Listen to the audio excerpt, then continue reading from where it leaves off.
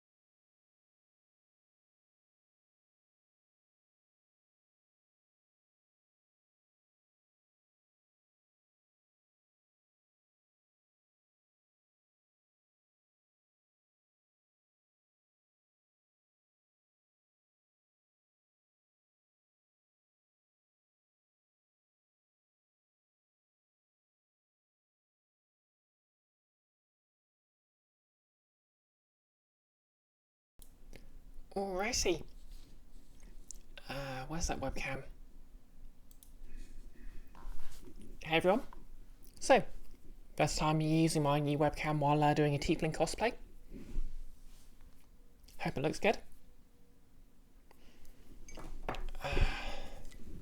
Just going to start out with some TSMR.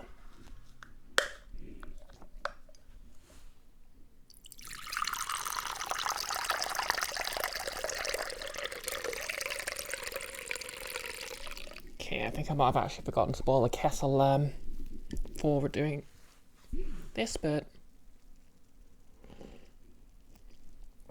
yeah, there's still plenty of flavour. I do usually overbrew my tea before I'm streaming because I just sort of leave it to brew while I'm getting my cosplay on, which is you know, at least an hour.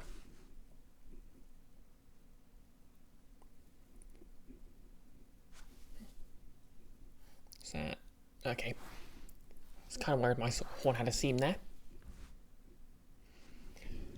Anyways, let's get this show on the road.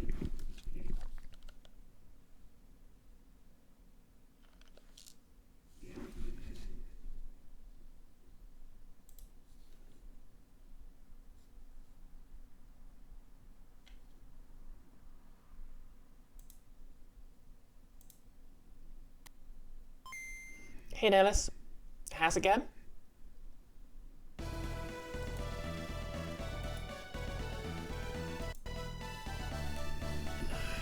Everything should still be hooked up from Monday.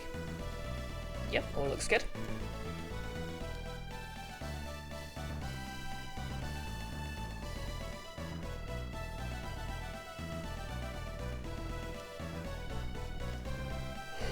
Pardon me. Well, it's been kind of weird here. Notice, having a chill day off, did a couple of chores you've been meaning to do. Ah, that's nice. I need to get some vacuuming done around my flat. But at the very least, I remembered to do the dishes this morning.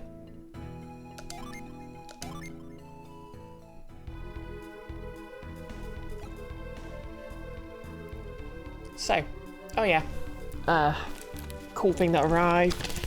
I now have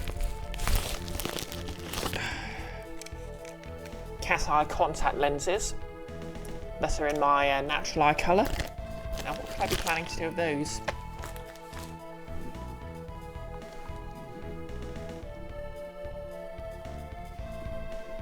Oh. Thanks for giving a tier 1 sub to Maxting, no less.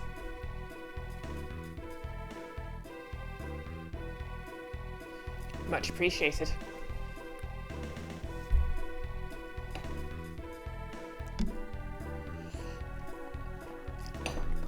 I think that might actually be the first time you've bought a sub, so thank you for that. Oh wait, it says it's your first gift sub in the channel. Although it doesn't say if it was your first sub stop. Seriously, super appreciated.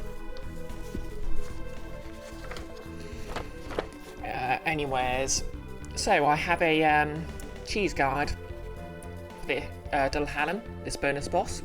It comes from DarthMarth, nearly 2 decades ago on Game FAQs, when this game first came out. You've been sub for a hot minute, but you hadn't gifted one yet. Oh, fair enough. Super appreciated. Okay, so start with Felix, Jenna, Sheba and Pierce. I think Pierce is a slight mistranslation of Piers before the English translation, and everyone knew how it was supposed to be romanized. And we need 9 Venus Gen on Felix. 1 is set, the other 8 are on standby. Make sure Granite is not one of the 9 on him. Okay, yep, so Granite's over here. I need 1 set.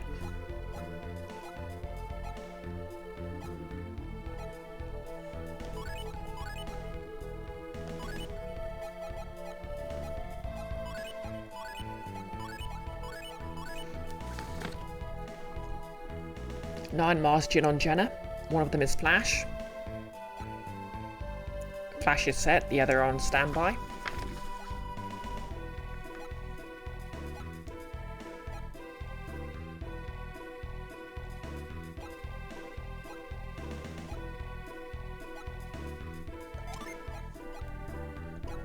Okay, Flash. So Flash needs to be set, and the rest need to be on standby.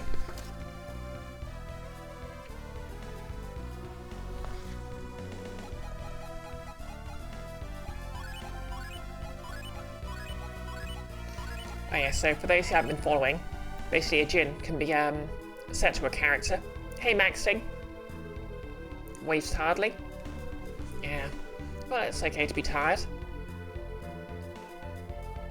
Hope you're doing okay, otherwise.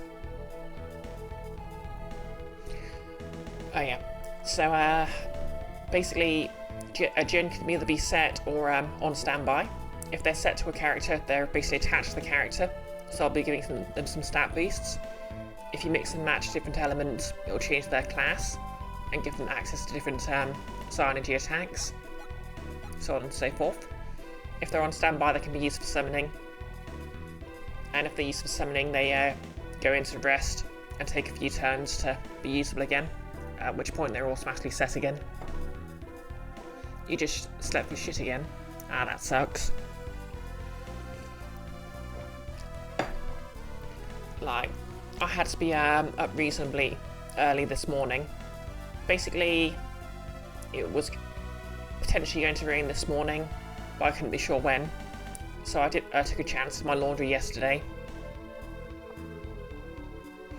I can mix elements to make new elements, sorta. If, for example, I set earth and water on Piers and Felix.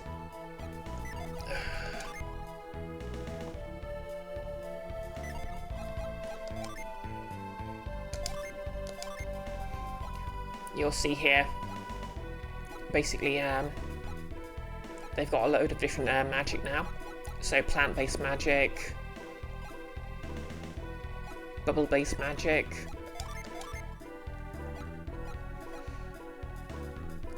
and different plant-based magic here. Yep, and Nightbox activated with, you know what they say, the more the merrier. Yep, the Ghost of Talia. I've never played Warframe, but I'll have to take your word for it, so I'll have to take your word for it.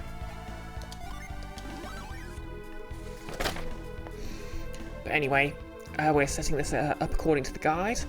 9 Jupiter Jin on Shiba, all 9 on standby.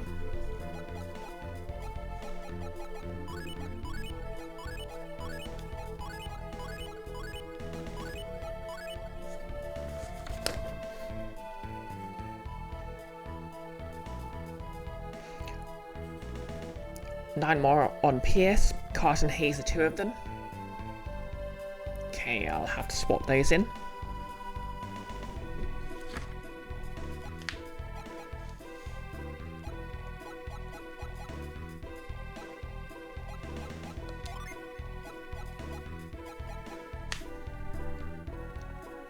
Oh wait, 9 Jupiter Jin. Sets Piers, okay.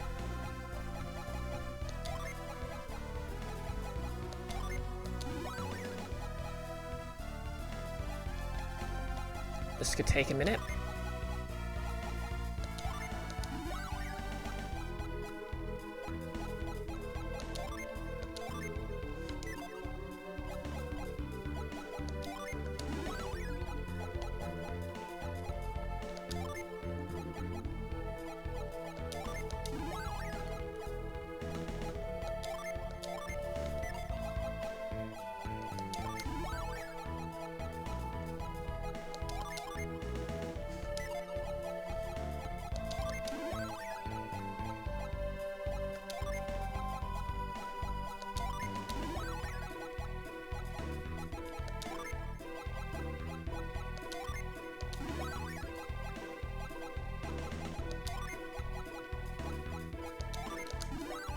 Okay, and he needs Height and Haze.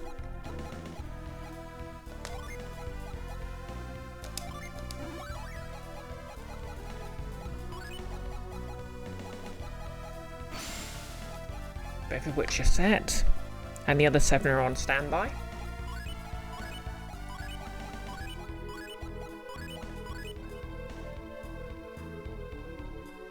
Yeah, it's a very complex mechanic, maxting, especially considering it's basically a GBA JRPG. But like, this is considered one of the best games on the GBA for a reason.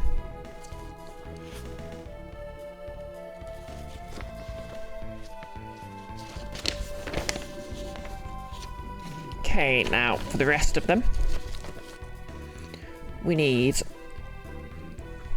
8 Venus and 1 Mercury on Isaac.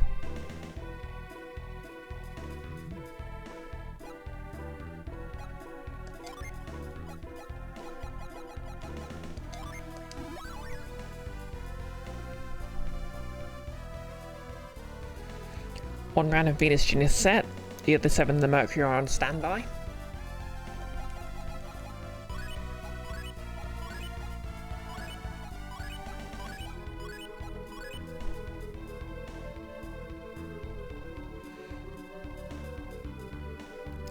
Nine Martian on Garrett, 1 set, the rest on standby.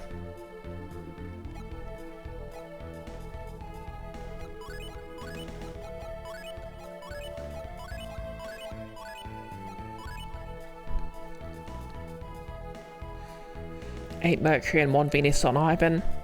The Venus on Ivan is Granite. Okay.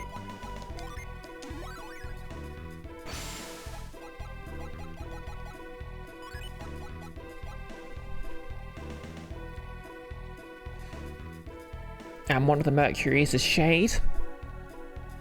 Okay.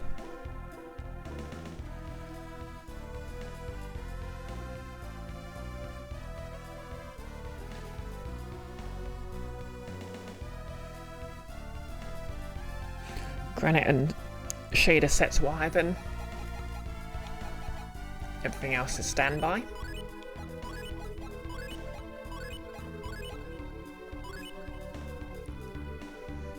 Notice you got Heat, Cold, Lightning, and then Poison, but Poison's called something else like Toxic, and you can mix 2 of those to get a bajillion others. Okay, that's interesting. So Heat and Lightning is Radiation, Cold and Poison is Viral, Heat and Cold is Explosive. Okay, it's kind of cool that it uses its own sort of elemental system. I suppose kind of like Digimon has like Virus, Anti-Vaccine, and so on. Maxting, you remember you were going to make Radiation its own element back in 2nd edition AD&D? Interestingly, I think Radiation is represented in 5th edition D&D as radiant damage, or a combination of radiant damage and poison. I guess radiant damage to represent actual sort of burns from radioactive energy, poison to represent radiation sickness. 9 Mercury Gen on Mia, all set. Okay. That's everything I need for the strat.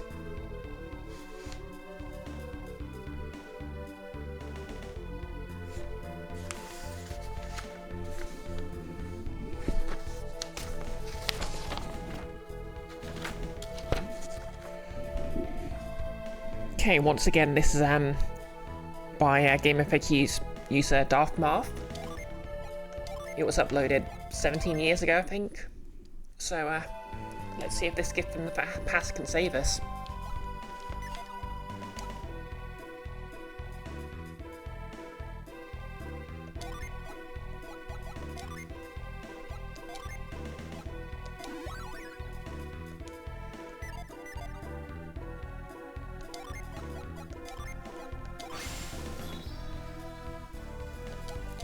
Probably helps if I actually do it in the correct place.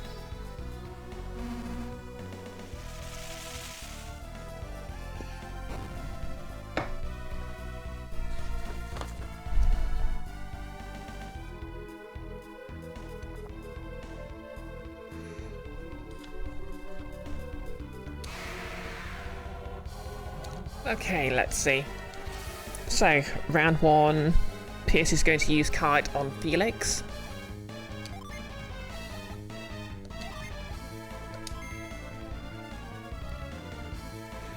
Felix is going to cast Sharon. Sharon!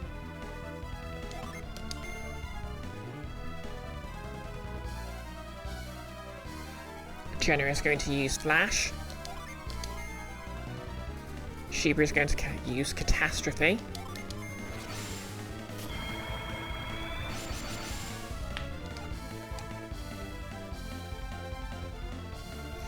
Notice radiant damage annoys you. Holy damage shouldn't be the same type as lasers and radiation. Yeah, it did used to be like positive energy or something like that.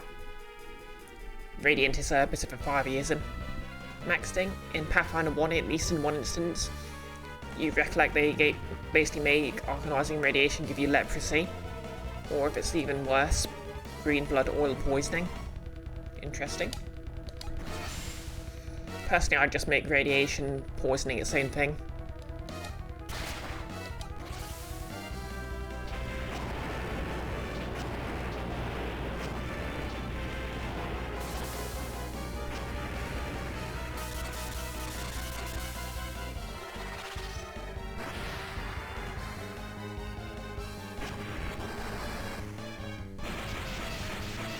I think this is sort of where the idea of JRPGs having world-destroying attacks was burnt into my brain.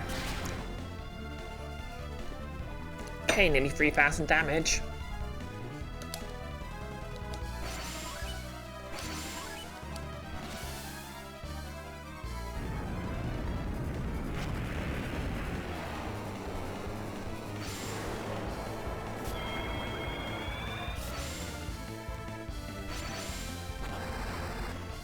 Notice Twitch on Brioche is doing the Twitch on browser thing where you don't get to see chat messages.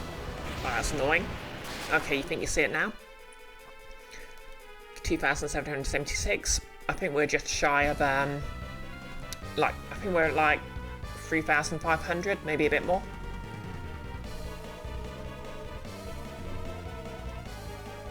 Sometimes the message comes in late, sometimes it just never shows up. That is weird. I think I've experienced something similar a few times before, but I don't know what causes it. Maybe it's just some of Twitch's servers in the world being weird. Maxing, maybe worse. Green blood oil has a chance to cause you to lose 1 con every round for 4 rounds. Jeez. Leprosy causes charisma damage. Yeah, I know leprosy causes rotting of extremities, but I don't think that's the most important symptom, you know?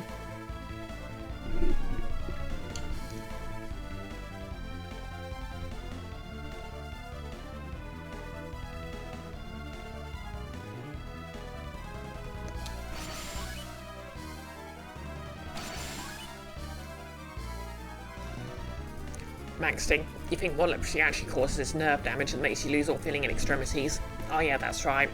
Kind of like diabetes, it can cause necrosis just because you're not actually recognising injuries and such.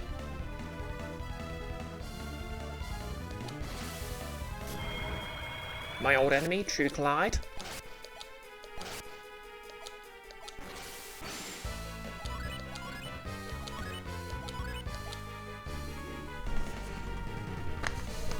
Okay, round 2.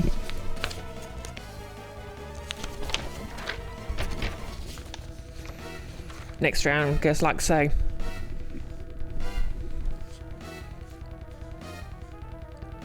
Piers uses Haze on Felix.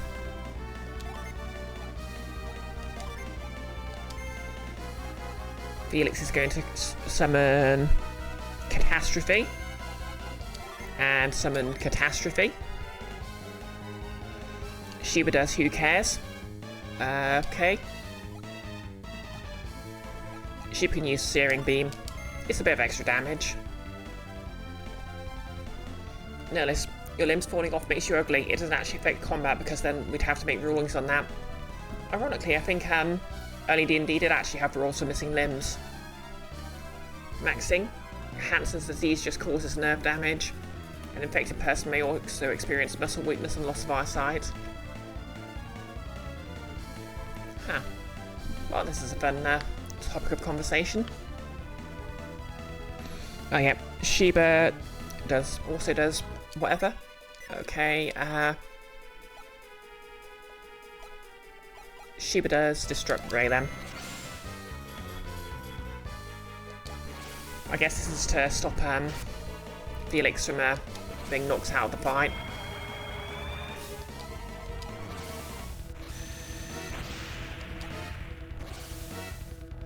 And we're going to hit them with Catastrophe twice.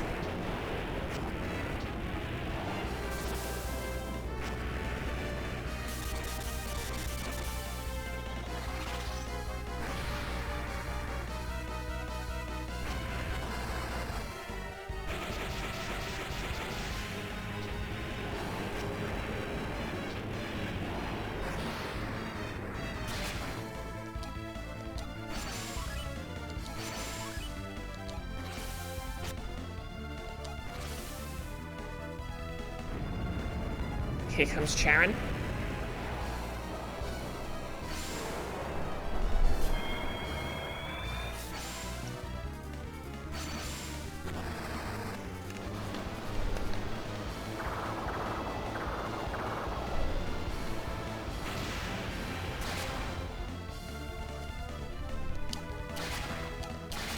Oh damn.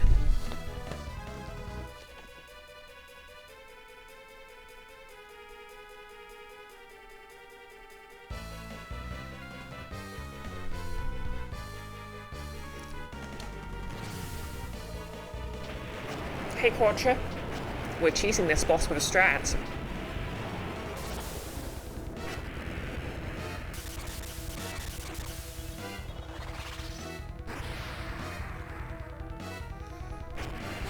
Apparently these last two turns basically are going to have all my frontline fighters downed, but we'll hopefully have this enemy very close to death.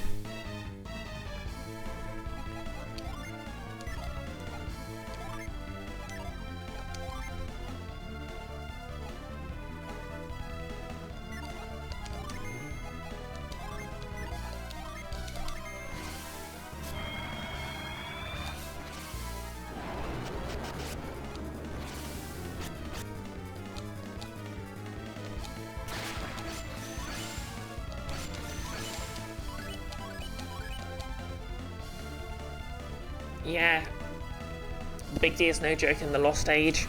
He's even worse in the sequel, I believe.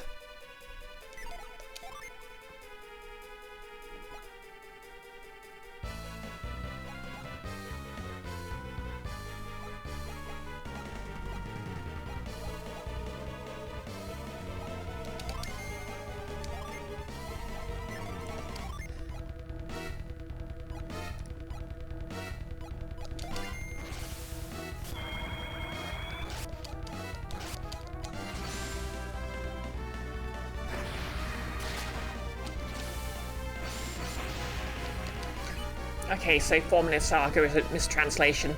It should actually be Voluminous Edge. Hey Nick, how's it going? I'm a tiefling today. Thanks for giving him the shout out, Nellis.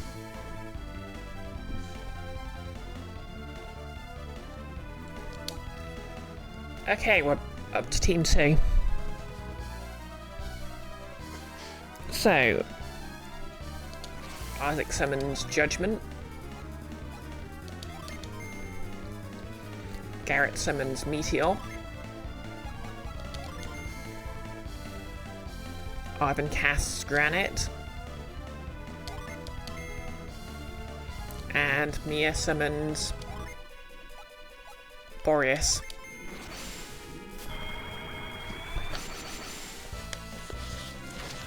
So Granite should keep the party safe, even though they're fairly low level compared.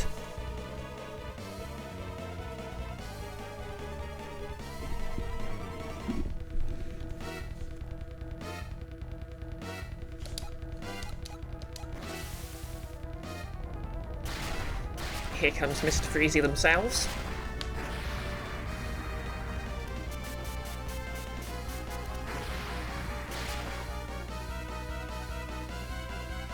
Maxing. First line's down. Yep. Front line's down.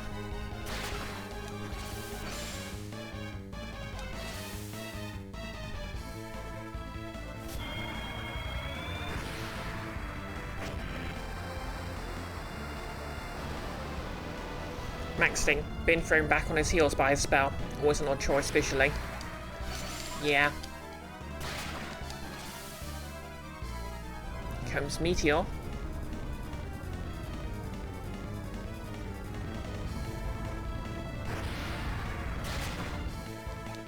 $1,290 damage. I'm doing a lot of damage, but obviously he's recovering 200 HP every turn. So I think by this point, he's gotten almost 1,000 HP back. Very rude. No less, insert GIF of SpongeBob doing that in the Snowball Fight episode. Maxing, you always forget the name of the guy who was killed casting Meteor in Final Fantasy IV. Oh yeah, the Sage guy. I know who you mean. Like, mechanically they made it so he, items that would have allowed him to cast it without dying just weren't available. Anyway, we need to cast Judgment.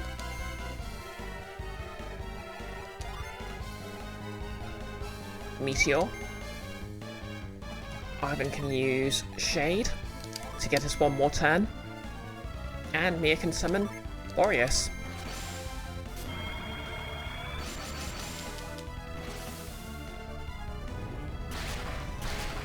And allegedly, this boss will not survive this. Allegedly.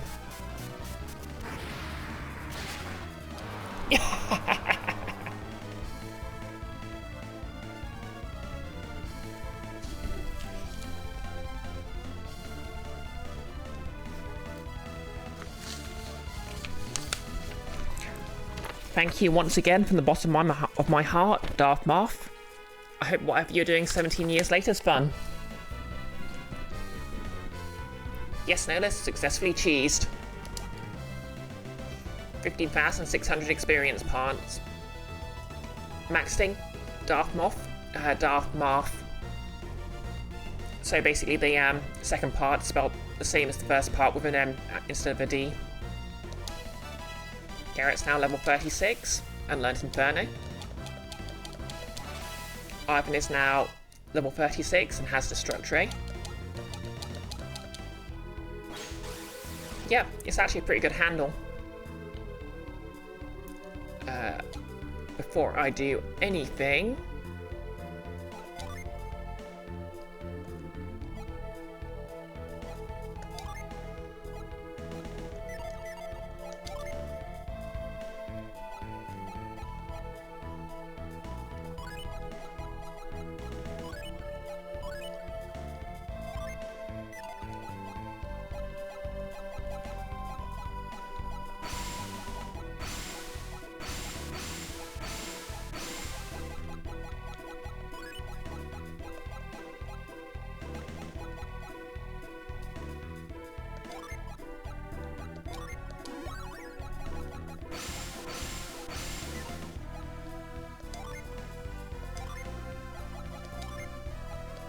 Let's bring everyone back from the dead.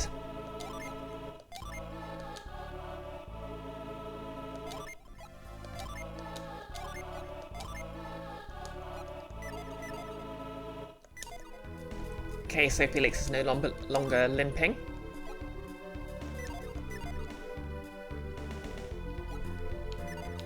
Oh yeah, we are going to save because let's not do that again. And let's claim our prize, the best summon in the game. Yeah, it's like a D&D setting in this religious figures can just casually bring people back from the dead. Brioche can now summon Iris. I need 9 Mars, 4 Mercury.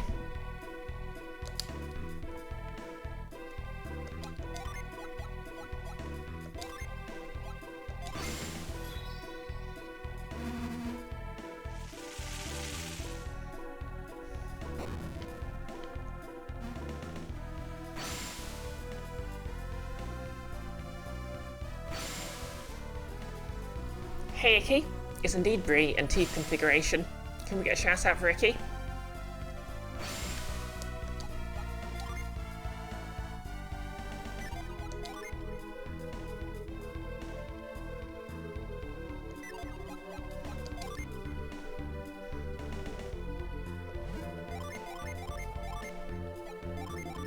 Let's put everyone back where they were before.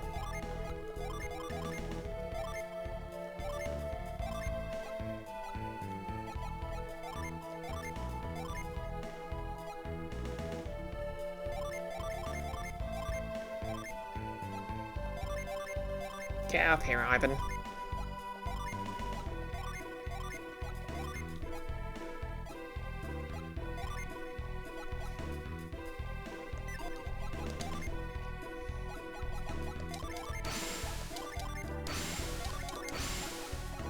And I'm sorry for the amount of noise this is going to make as I shuffle everyone back around again.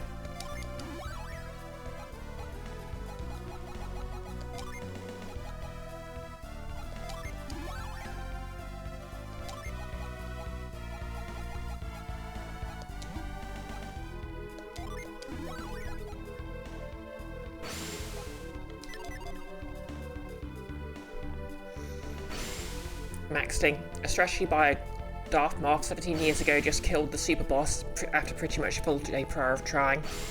Yeah. To be fair, it was like half my stream on Monday.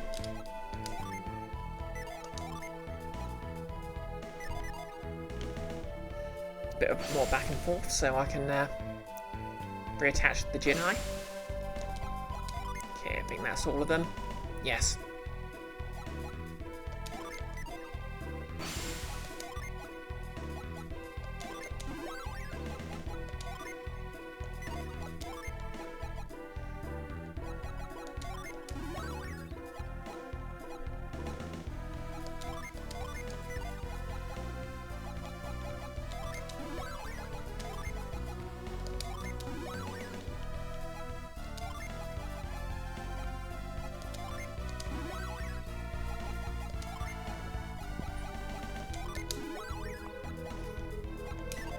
Okay.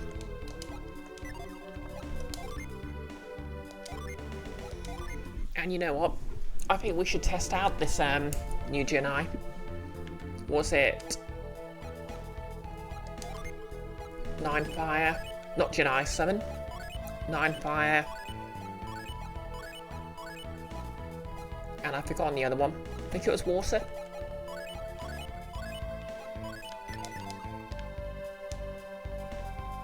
Maxting, you should have a shower before you inject instead of after, so you're gonna go AFK for a bit.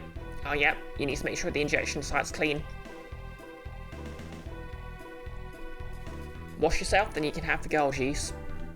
Notice you do have a magic pride thing tomorrow at your LGS. You're gonna lose a game to your commander, but hopefully you get a special card with lesbians on it. Heck yeah. Yeah, exactly as he says. Have a good shower and stabbings. Notice the lesbians, after Maxting inquires, are Nissa and Chandra, the green and red poster characters. Maxting, there's always alcohol swabs, and that happens first anyway, but yeah. Oh yeah, but, you know, just good hygiene in general. An elf druid and a human pyromancer. A classic combination.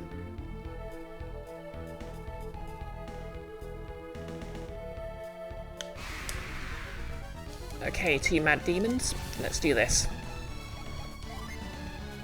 That's Iris right there. Goddess of Rainbows, Guide of Souls. That sounds like Iris.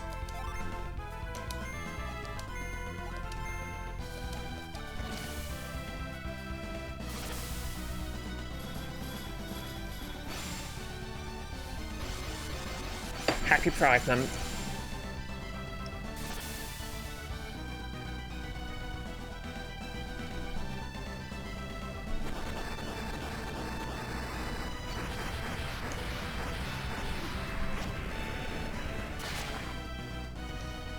$1,121 damage.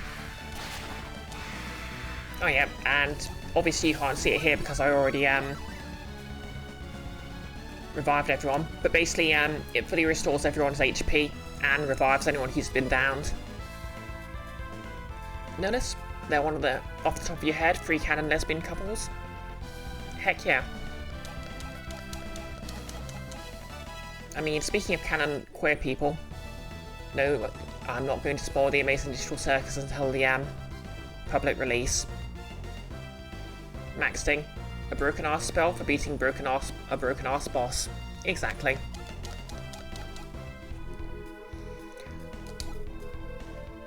Anyways, we're going to cast Retreat.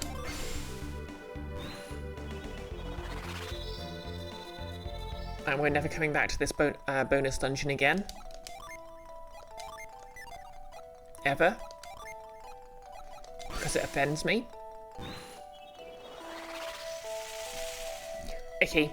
A broken dash arse boss or a broken space arse dash boss. Maxting per XKCD, always move the hyphen. So you guess the latter.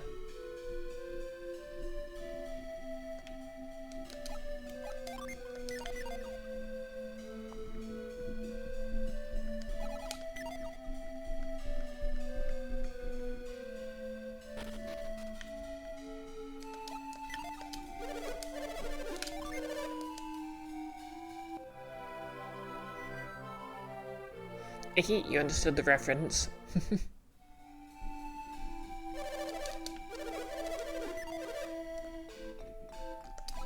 Oh yeah, the staying isn't in. No, it isn't.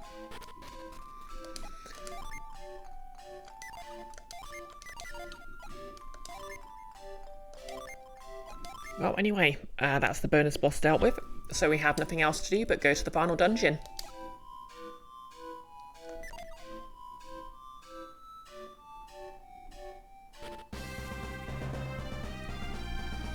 We'll just do a few battles to unstick these Jinn. So we'll spin, spin, spin, spin to win.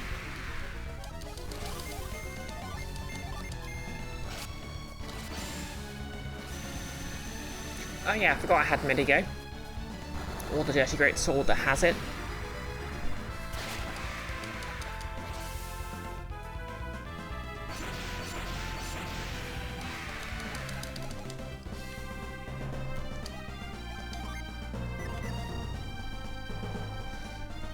Maxting. Going AFK now. Okay.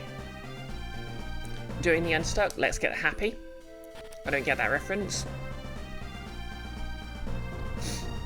Maxting. Why are you even bothering to charge me? I could wipe out your whole village and then bring them all back to life. Why do you give a shit about my money? They're being nice.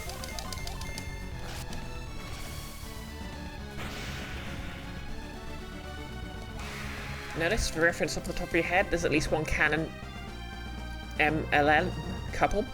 I assume you mean man-loving man couple and not multi-level marketing. Or at least you assume they're canon. 2 free canon NB characters, 1 famous human, and 1 transform character, but she's kind of old news by now. Yeah, I think I heard about that a while back.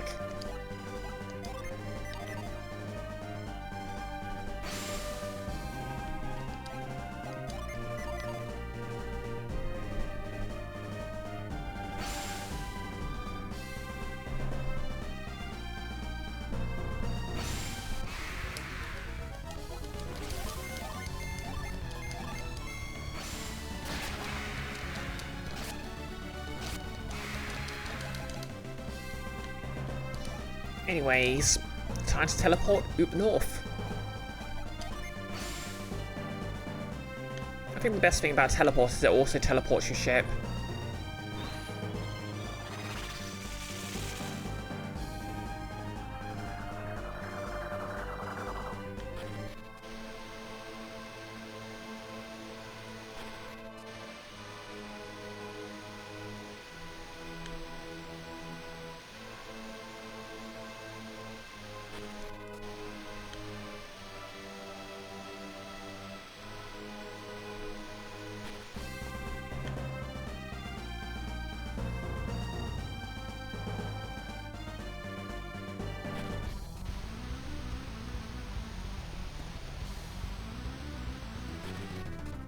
And here we are, back at the final dungeon.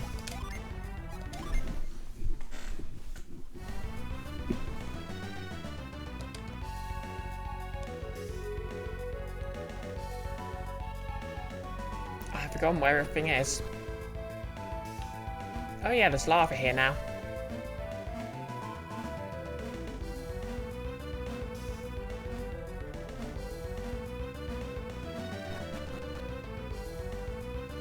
Notice with the first canon lesbian couple, their card is kind of broken, or at least was by the stance of when it, as it were, came out. I see what you did there. You hold the star, open your heart and listen. If you wish to scale the heavens, set the four spirits aflame. Okay. Fish. With cold courage, they rule the water. Okay. The doors just appear when you walk into them.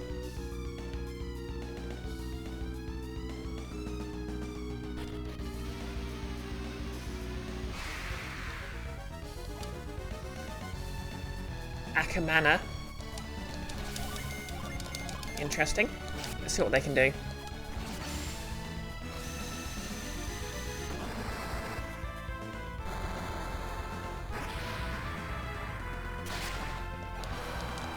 Okay, they're not nothing.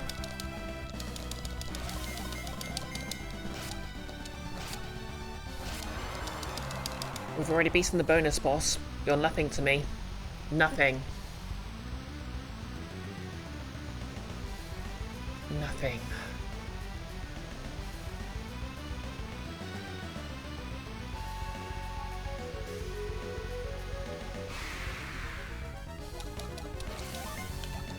All the hopes and dreams of your parents. Relevant.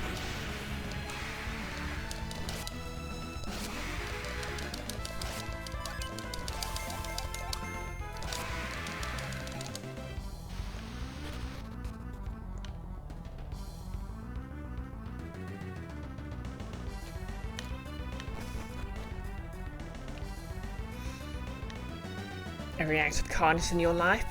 Redundant. Okay, fine. It's a simple puzzle. I'm back to being pathetic again. Thanks for the quote, Icky.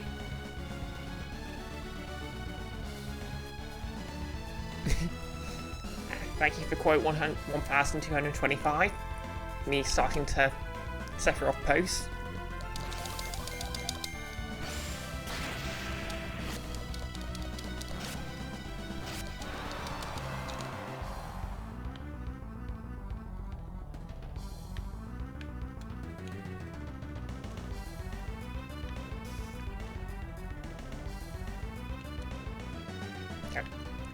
Okay, yes. I need to remember, if I go down, I instantly fail the puzzle.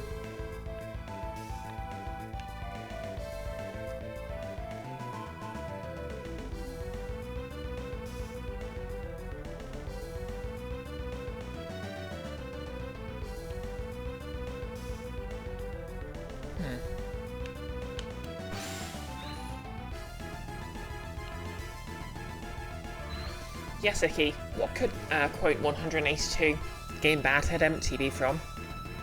What could have inspired such a reaction from me?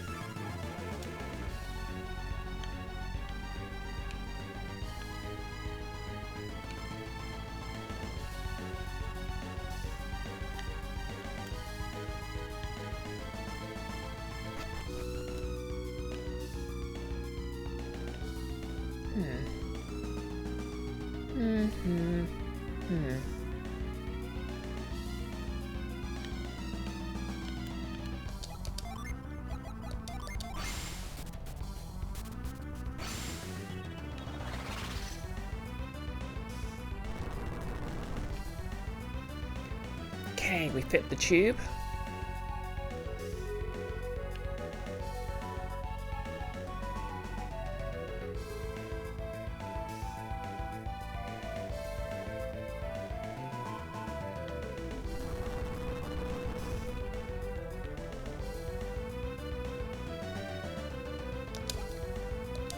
Okay, and if I freeze that, then I can put both those tubes in place.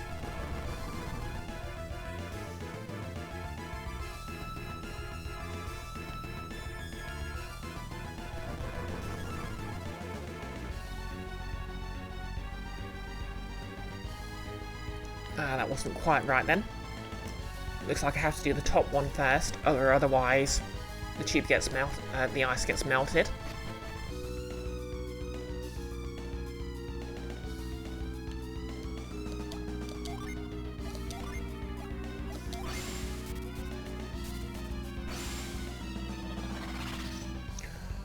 Okay, the quote immediately following that, 183 is, sounds like my idea of a good time. Quote 181, baby murder do do do do, baby murder do do do do.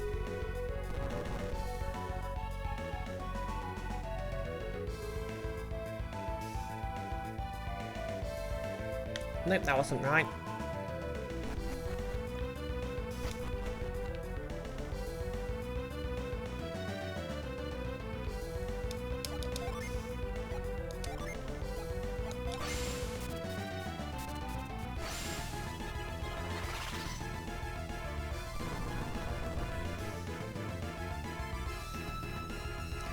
Notice the tube and the ice pillar aren't adjacent though.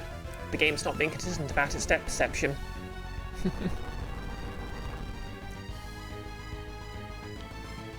So if I freeze, like so,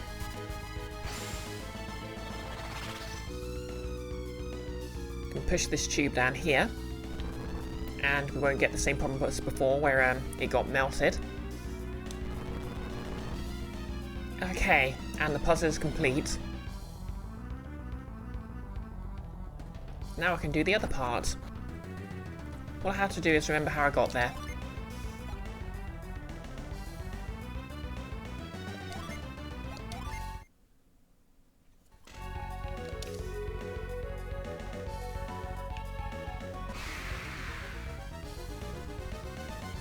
And exactly, yeah, no less. Quote 186. Sorry, 860. Like an D&D player, I'm an expert at solving puzzles meant for small children.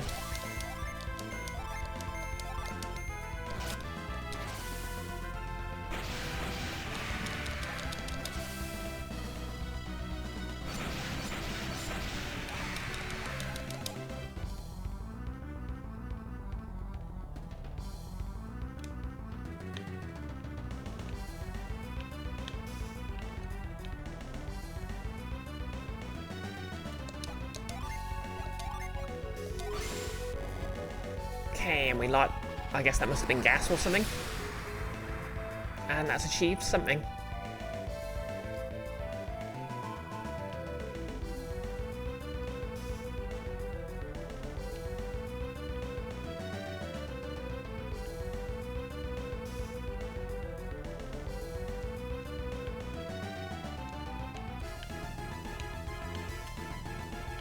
Okay, there we go.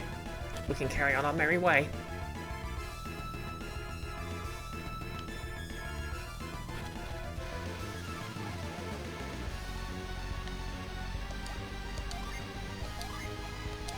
I don't know what to do here.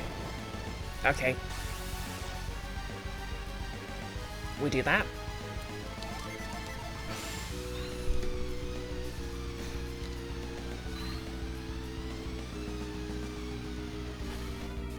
And I guess that's one of the segments sorted.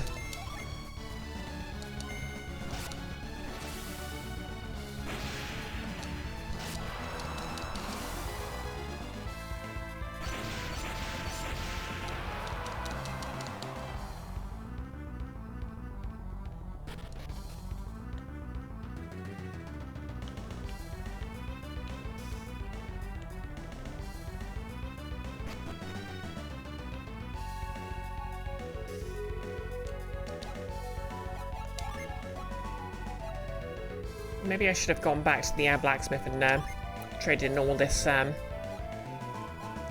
material for gear. Do you reckon I should do that? I should probably do that. I can just teleport straight there.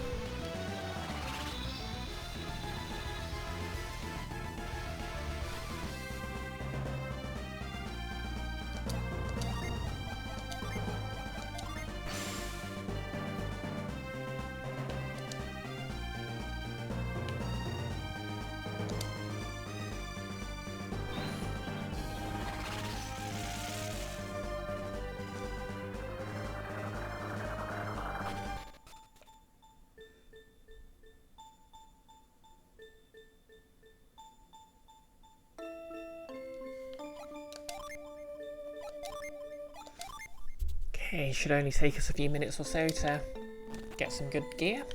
So, what have we got?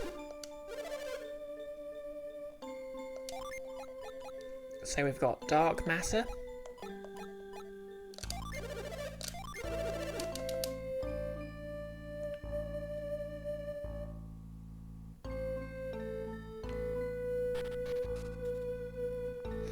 Oh yeah, I did actually look up a strat, and apparently you can save a bit of time by running into the sanctuary instead.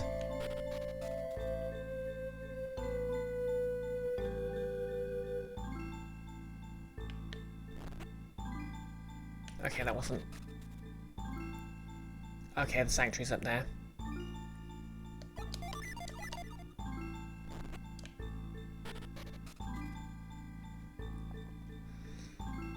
I like how they sort of vaguely imply this, like, missionaries who just go around doing healing stuff.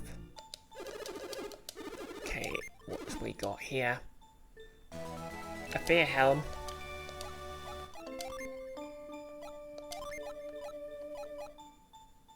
Cursed helm. Raises attack. Yep, it's cursed.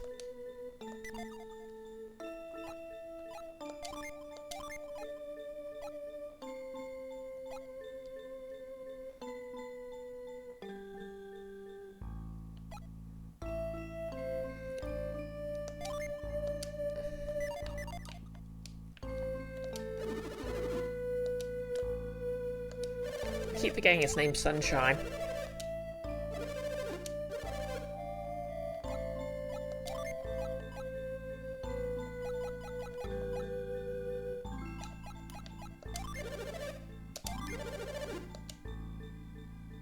Oh, I should have saved. Oh well.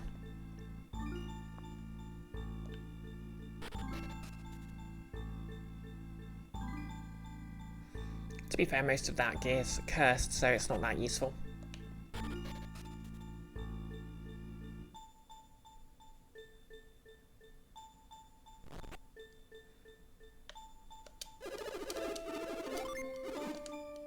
Ooh, edgy sword. The dark sword. Yes, notice that long walking animation.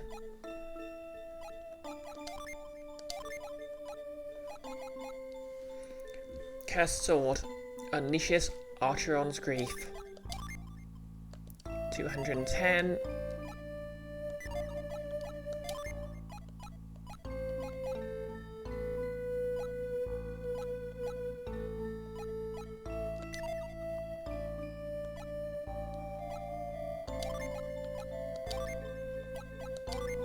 Give it to Garrett because he's holding all the cursed swords.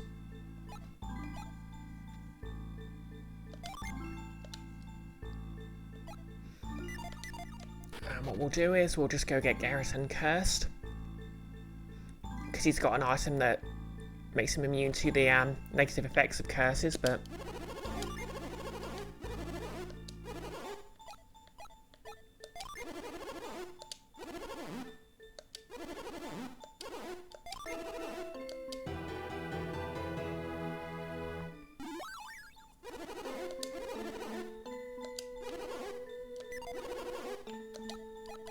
and we're just going to get him cursed all over again.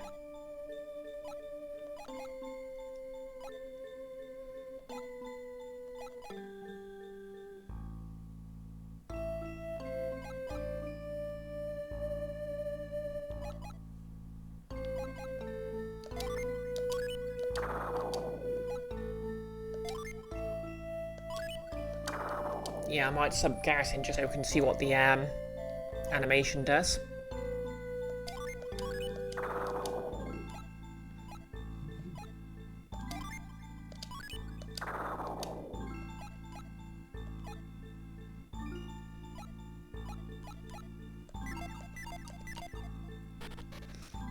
Yeah, let's see if we can go find out what that animation does.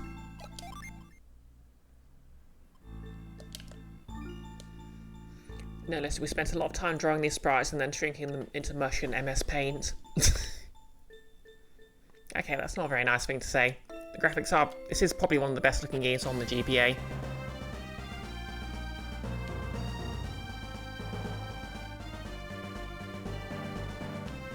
Oh yeah.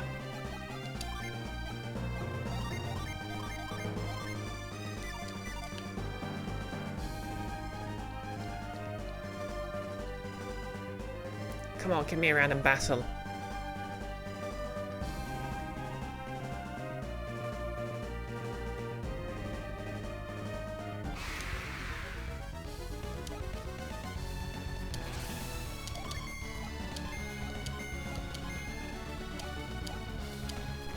Here we go.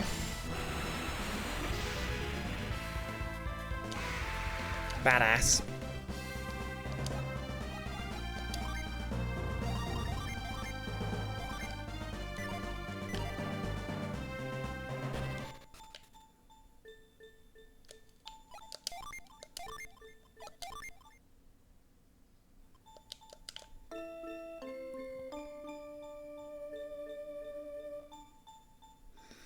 Notice the GBA also has Metroid Fusion, Yoshi's Island, a whole mess of Pokemon games, Breath of Fire. I mean, the graphics of the Pokemon games has never been the main draw. But yeah, I see what you mean. And Breath of Fire looked great on the SNES.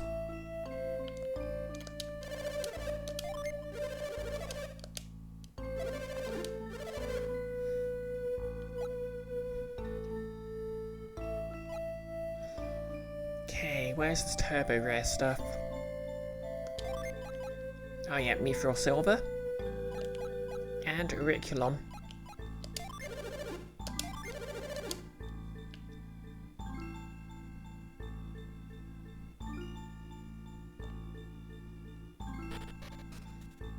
Okay, we're up to the first hour of the stream. We've beaten the bonus boss with minimal friction. I think that's good.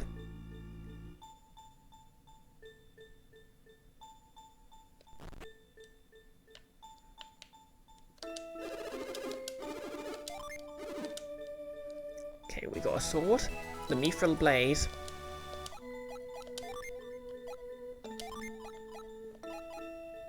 Unleashes Left Albion. Yeah, it's actually worse than what everyone's got.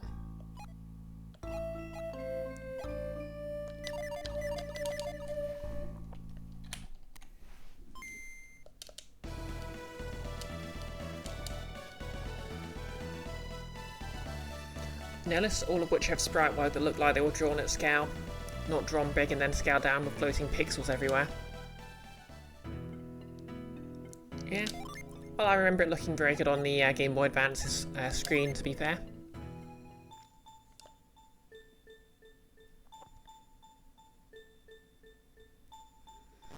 You know, thinking about it, Yalam has a very sort of solemn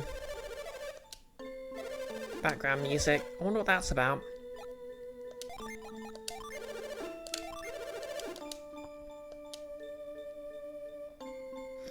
Averaged out colours. Icky may have been made for the original GBA, which didn't have a backlit screen. Yeah, to be honest, I think that's why it looks so bright.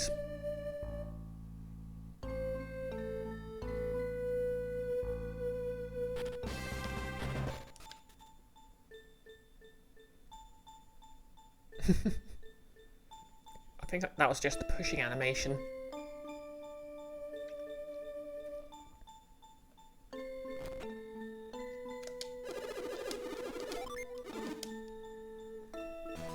Mithril Helm.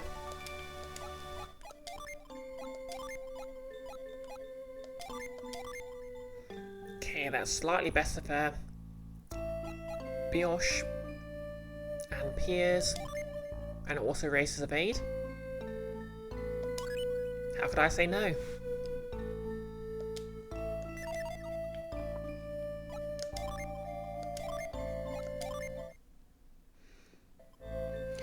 Nellis, granted you did notice that Crystal looked a bit on the emulator on your phone until you changed some of the settings, or rather that blurred the pixels slightly. Yeah, a lot of games designed for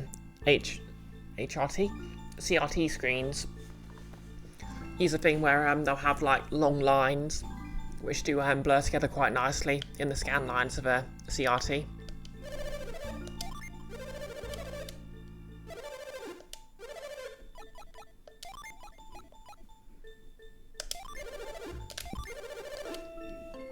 Okay, let's see what this...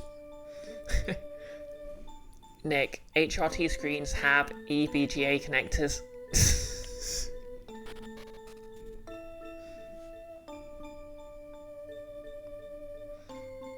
Icky, HRT screens, unparalleled colour resolution, but their tits are... Okay, first of all, how dare you be so correct? Second of all, I actually feel quite good now.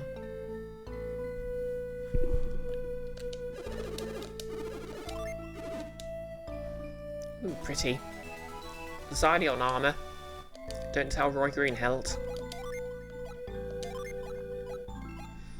Raises attack. Oh, ooh. Hello there.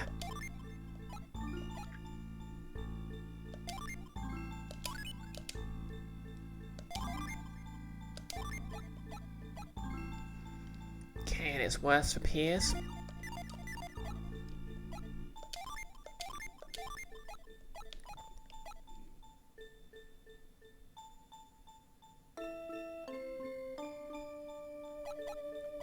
Minimal gains for Isaac, and Garrett is of course too cursed to equip it.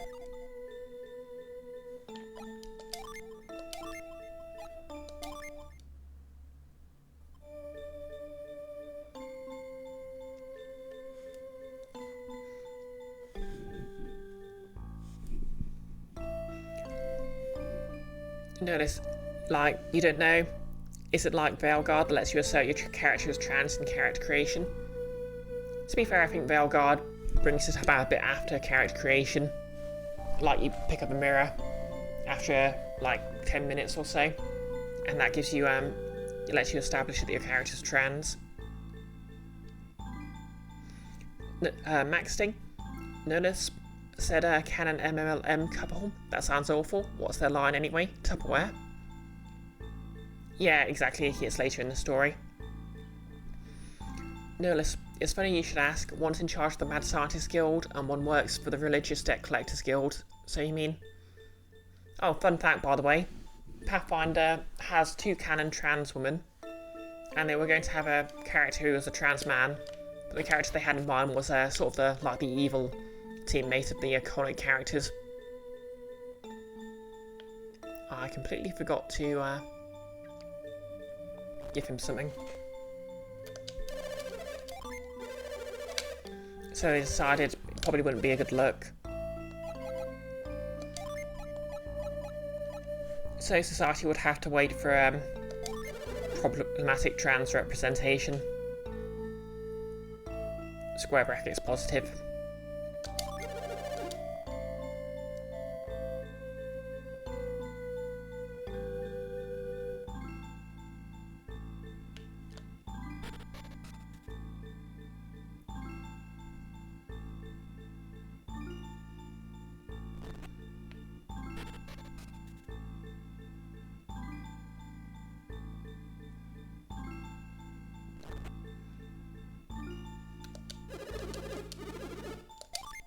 Okay, what's new?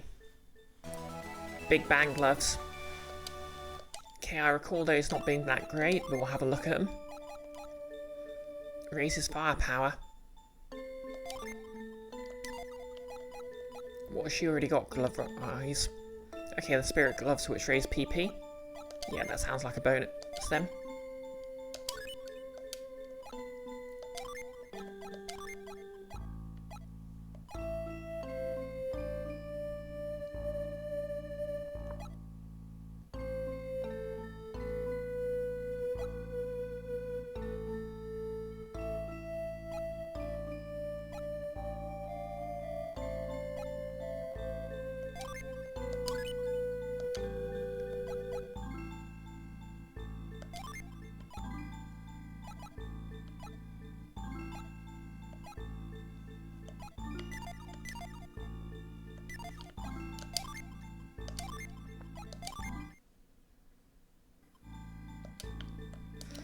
Okay, for the last one then.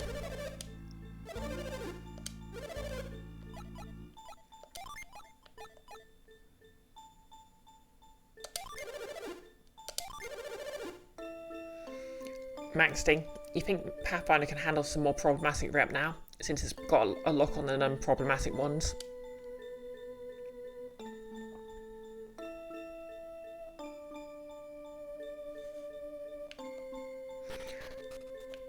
Yep.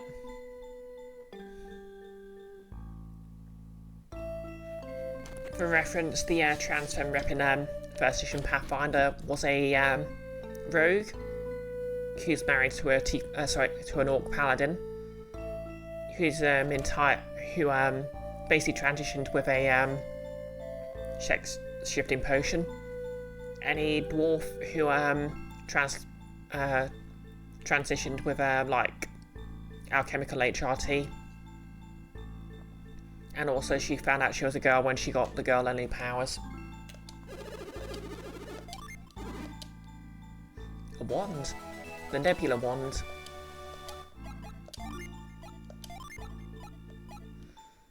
Unleashes reverse star. That might be something for Sheba.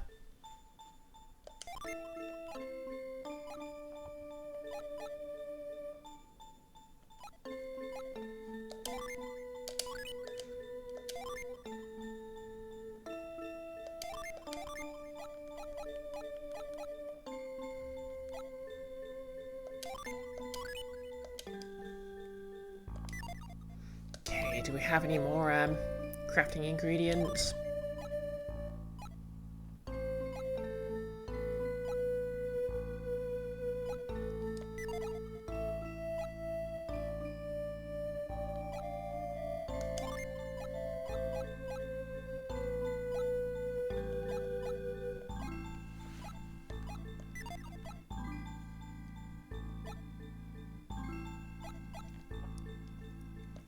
Yeah, that'll do.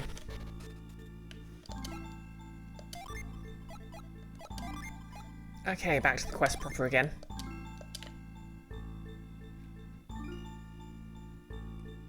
Right, teleport doesn't work in towns. Maxting, you want to know how multi-level marketing scheme from... Okay. Notice admitting that joke was a stretch anyway. Your fighter, Jenna, also transitioned alchemy, but was not too worried about the results. She was like, I'm no looker anyway, my real target is 2 more arms. But she is a lot happier, if no less hairy. Interesting. Yeah, in Guild of Icons, Grounded transitioned via basically like a herbal mixture, which he drinks as tea. And that's canon to Atos. It's also canon that it was invented by Dreads. So Tassel, my character for Nordmark, is also trans, but she basically takes hers as like by mixing it with sort of with tree sap to make a gum she chews constantly.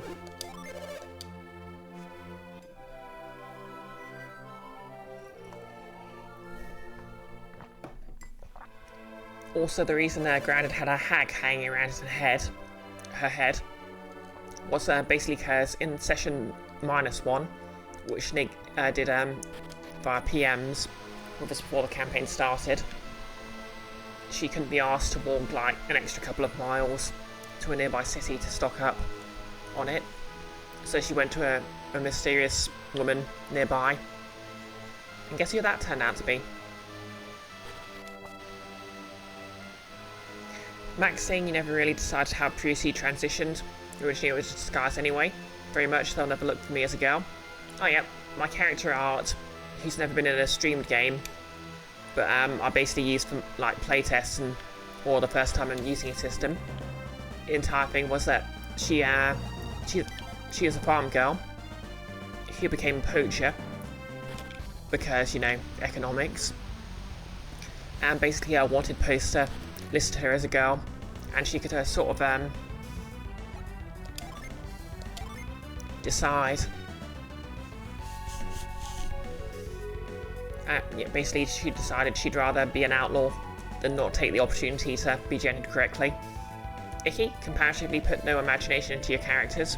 But to be fair, this is just a transman playing a trans character, so it doesn't require that much imagination.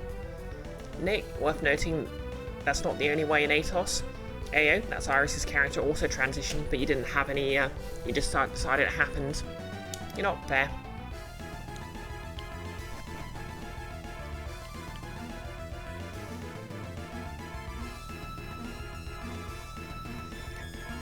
I suppose the thing is, some players might want to think about how they character, like, back when the campaign started, I actually mentioned to someone who I knew, who I don't really talk to now, although it wasn't connected, that I was finally getting, that I was rolling a character who was textually trans for a campaign, and they basically asked me why I'd want to play a trans woman when I could just play a cis woman. It's like, because I want a character who's like me in some way. It's kind of a bizarre question, I just don't get. Ooh, reverse star looks cool. I think that's a recycled animation, but yeah, a fade is, it probably works for AO Nameless.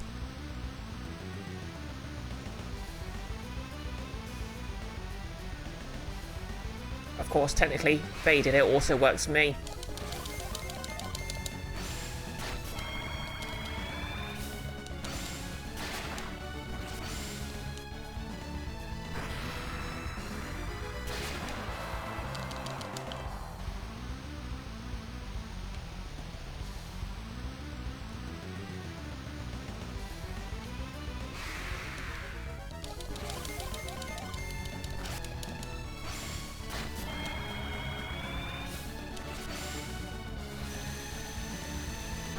I had something else to say, but I've completely forgotten it.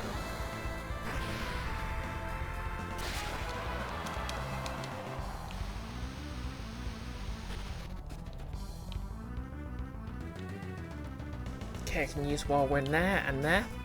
Do I go left or right? Or do I use revealed? Just double check.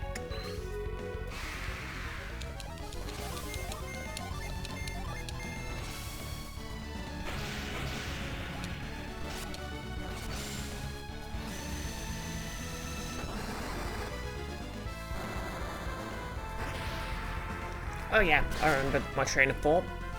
Like, some trans people might want to play a trans character, but just not really elaborate on that. Other trans people might, well, some cis people might want to play a trans character. I don't know. Like, your character doesn't have to be like yourself. I guess on some level my idea of how fantasy is just being able to be trans without having any problems with it, but still getting the self-determination of being able to assert your gender on the world. Okay, we are in a maze of cyclones.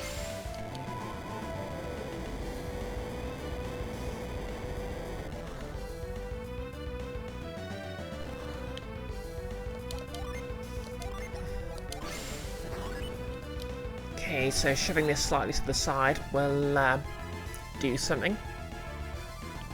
I guess it blocks the fire. I don't know how that's going to help me, but presumably it's going to help me.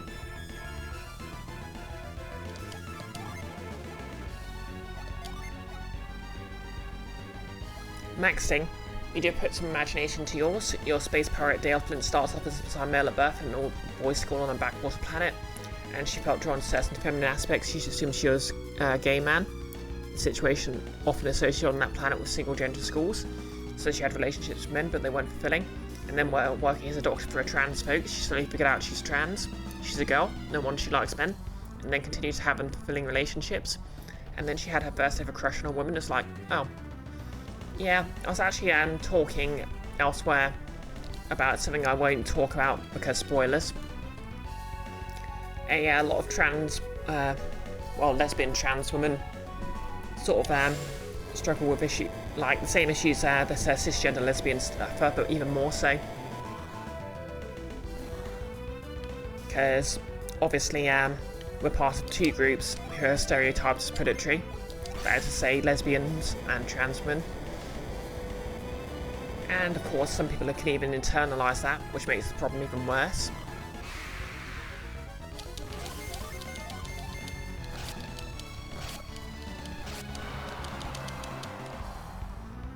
Okay, so once again I'm going to go this way, but this time I'm going to go right.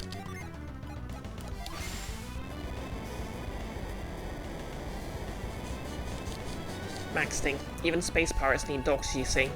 Oh yeah, we've all seen Firefly.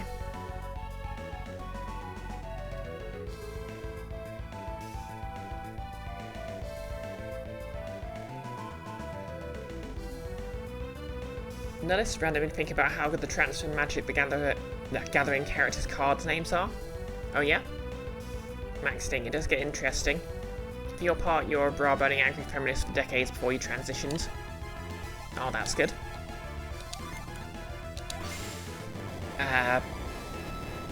So, were you burning your own bras, or...? Oh, I get it.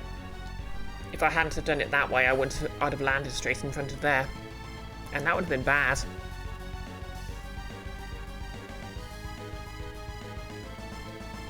Okay, I have no way of getting down there yet.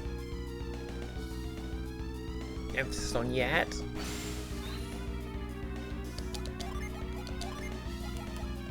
I appreciate how the Mars Lighthouse seems to have all the other elements in it, for no apparent reason. No less. First card, unless you smart at death. Second card, where she's old, and is also after her setting got a cosmic retcon.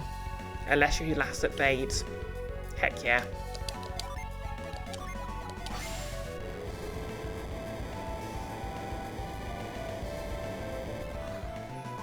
Like, I'm hearing queer in every timeline. Yeah, badass.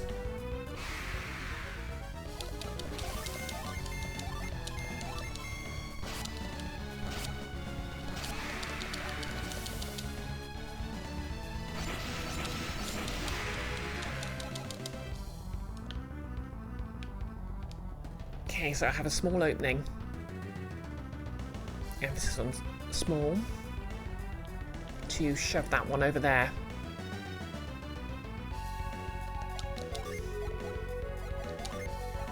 Sorry, shove this block over here. And that's now powered up. So now what? I guess my only way down is to get knocked off.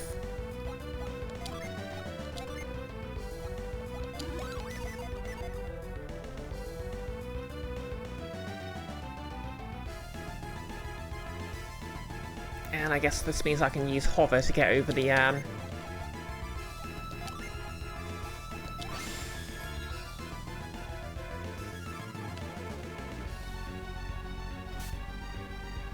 Yep, that works.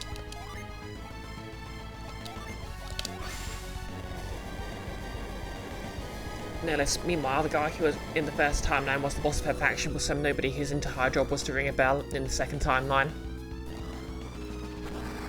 Amazing.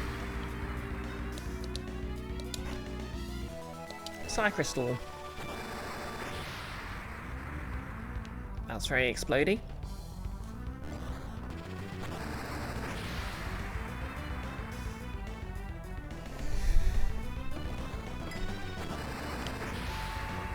Guess I need to make a... oh dear.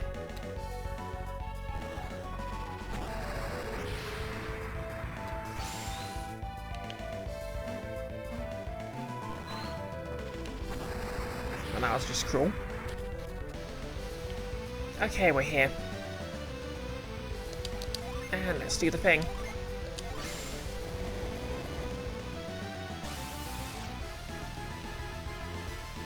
Another sigil has been sigiled. Wiggle, wiggle.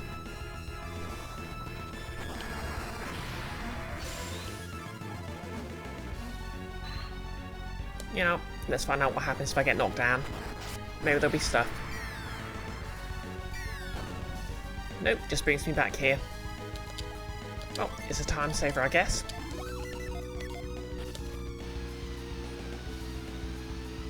Maxting, you're in a game where you've got this queer community during the collapse of society. The system you think is called Dream Askew. You came with your chant, we're here, we're queer, the end is near. You know, I totally chant that at the end of the world. No less you're not even sure Alicia had a role to play in that, in the story of that setting though. Maybe she has more of one of the more recent set you visited. You didn't follow the story enough to be sure. All I really know about Magic the Gathering is there's a setting that's basically cowboys but also magic.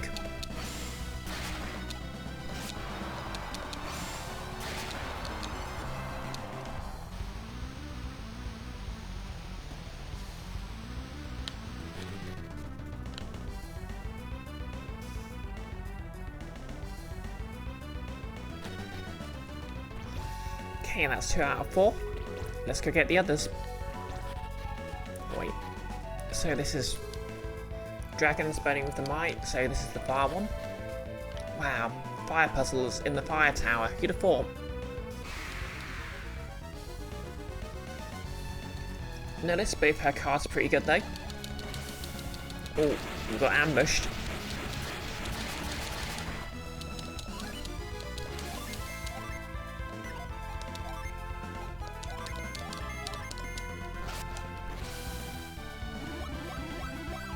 Maxting. There's apparently a card called Defiler of Flesh.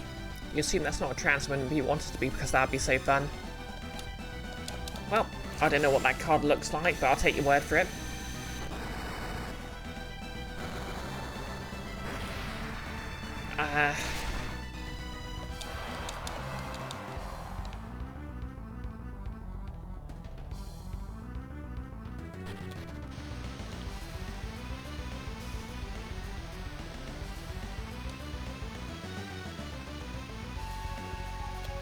Noticed the cowboy set was last year or so.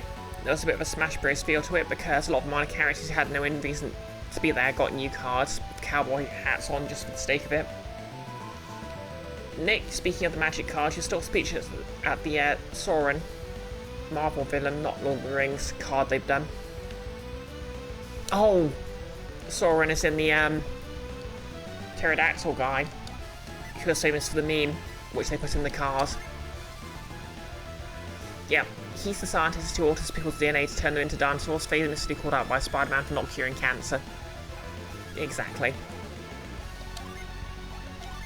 But I don't want to cure cancer, I want to turn people into dinosaurs! I'm just sort of assuming he sounds kind of like Skeletor. Wait, no, I suppose Skeletor's more like, I don't want to cure cancer, I want to turn people into dinosaurs! Alistair's hood. Thanks, Alistair. Used to haunt a foe. What hat has she already got on? Okay, she hasn't got a hat on.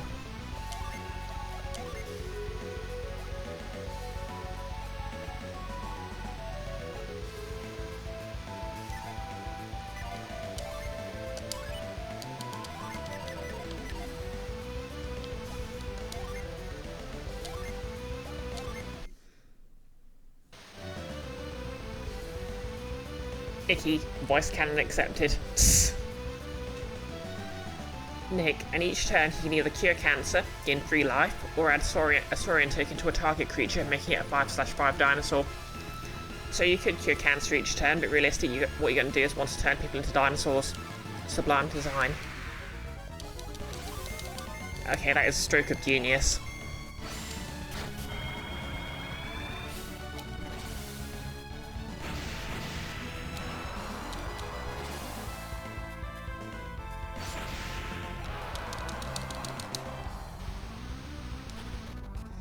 Like, that is what you need to do when you're trying to adapt a meme.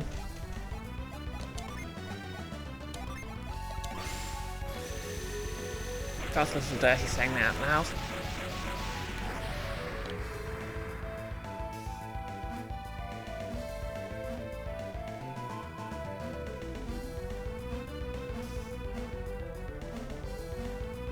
Okay, there's a button over there.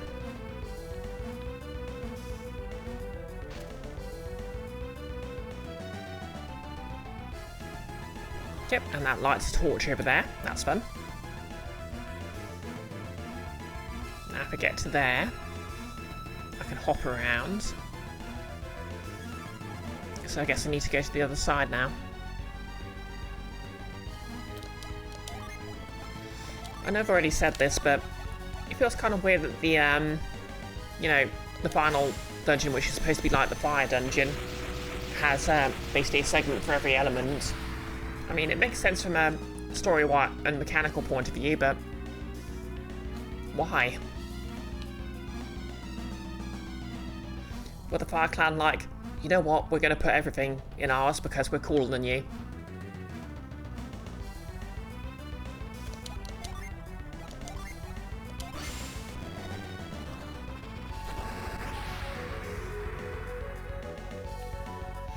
Nihilist, one of your decks for tomorrow is actually built around 2 of those cowboy cards. Marchesa, who is queen of the whole setting and inexplicably decides to visit Cowboy Town, and Vile Smasher, a goblin from the same setting as Alessia who throws grenades and no other character traits. The queer event is you can have 2 commanders, and the unwritten rule, according to you, is that it had to be a conceivable gay ship.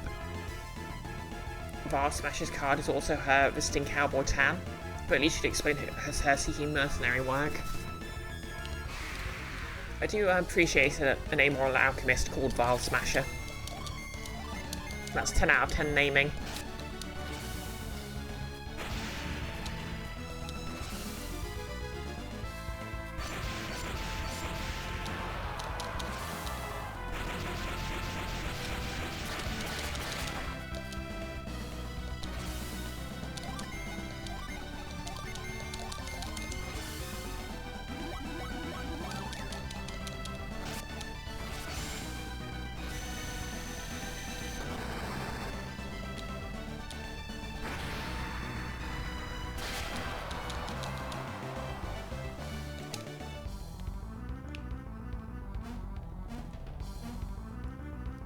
Now let's find out what the, okay, yeah, that's opened the way up a bit.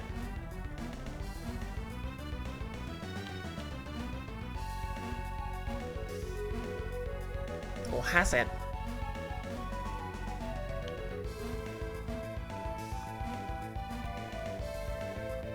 Yes, it has.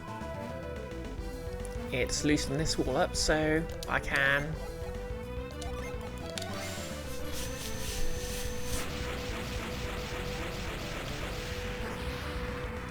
Kablamo. Notice you made the deck with them last year. Vile Smasher's colour identity pitched into Marchesa's, so she just goes into the deck as a regular card outside of this event. Okay, that's kinda neat.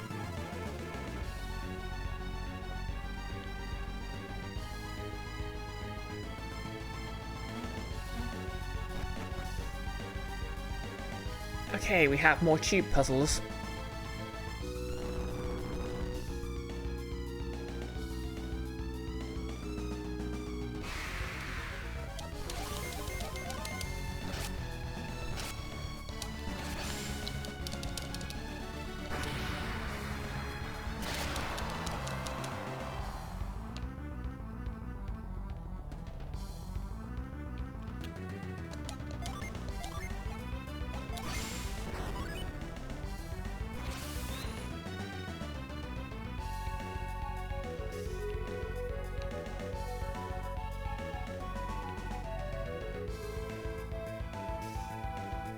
Tube puzzles, the puzzles with tubes.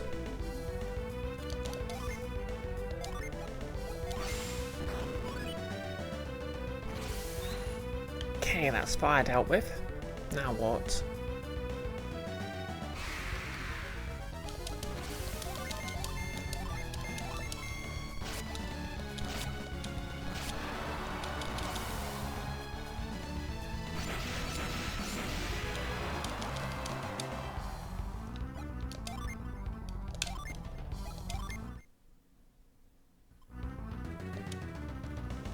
Maxing. Stabbing completed.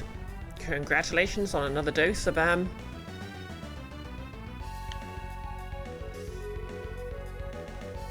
well, I guess that's your dial.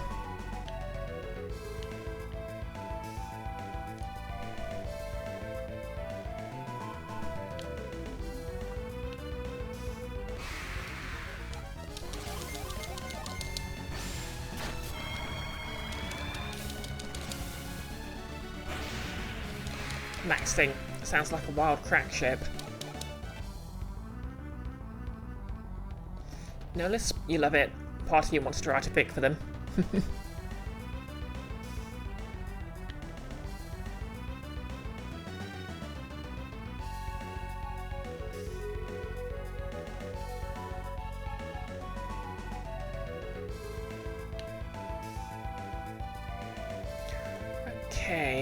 Okay.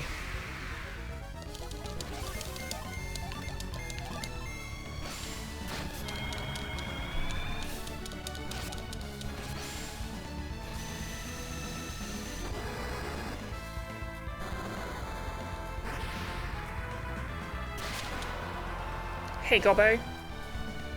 How's Brioche? Well, I'm doing pretty good.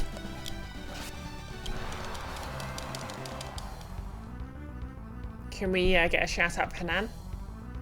And how's Gobbo doing?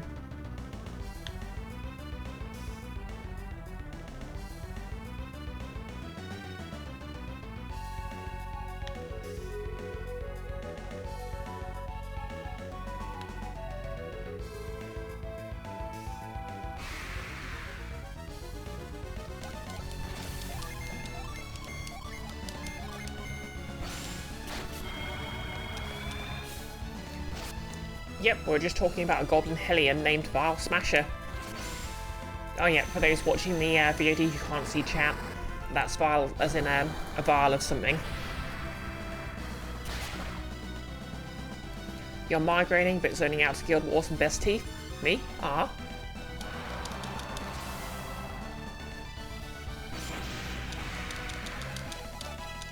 I mean, I'd argue I'm not even the best purple tiefling, but I'll take the win.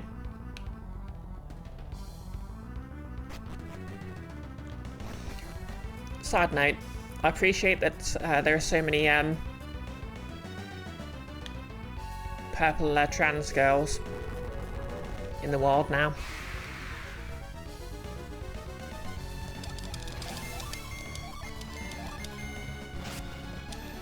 Nick, you keep getting attempts to try Guild Wars, you might wait for free. Yeah, I remember I got Guild Wars 1, but I think I basically played it once and then never touched it again. Oh, wait, that's not entirely true. I played it once, joined a guild, and then never played it again. Wait, I'm a fool. I could have walked through that bit. I've been overthinking it completely.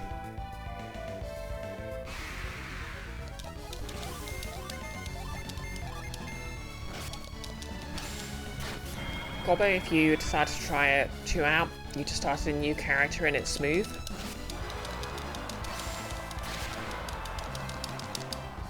Yeah, I think I used to watch someone stream a while back who occasionally played Guild Wars 2. It looks a lot smoother than World of Warcraft was, but that's not saying much.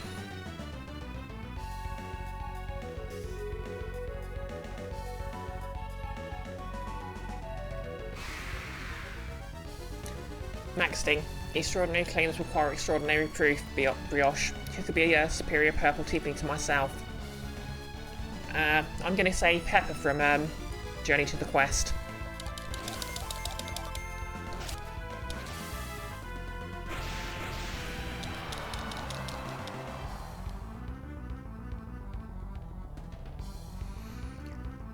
Gobbo, it's so much smoother than World of Warcraft, but that's not saying much, you agree? It was made by folks who wanted movement, dodging, strafing to feel good in combat, which is great for your ADHD. Keith has been trying to persuade Enfys and I to give, well, he's already persuaded Enfys to give Final Fantasy XIV a try. And that looks interesting. There seems to be a lot of positioning going on there.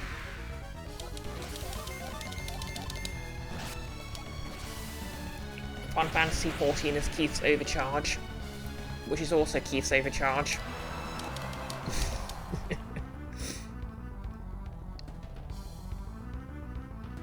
Keith's Overcharge would be a great band name.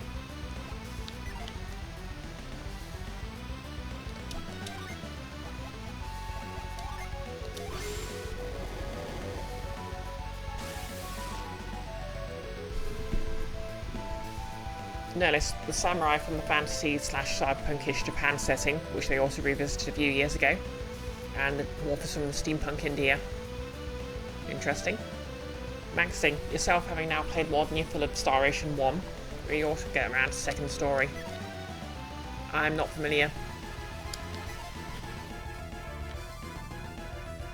Oh hey, and having made it here, I can just shove this pipe out and leave. Great level design.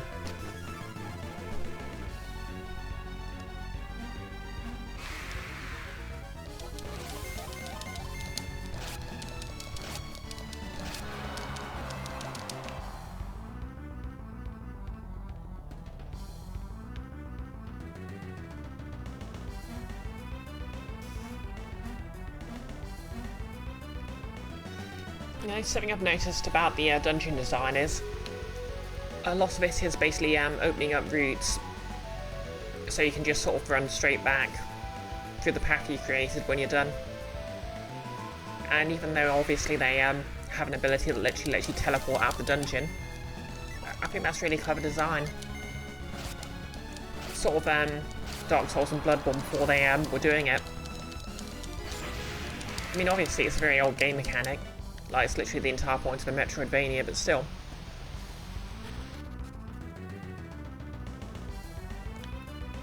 Just so well implemented.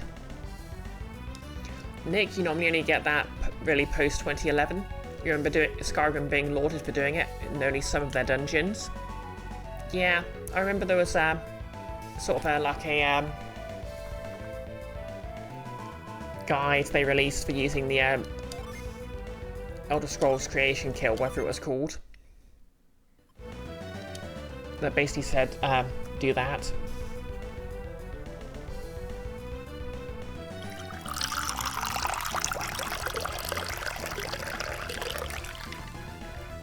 Okay, that's barely another cup.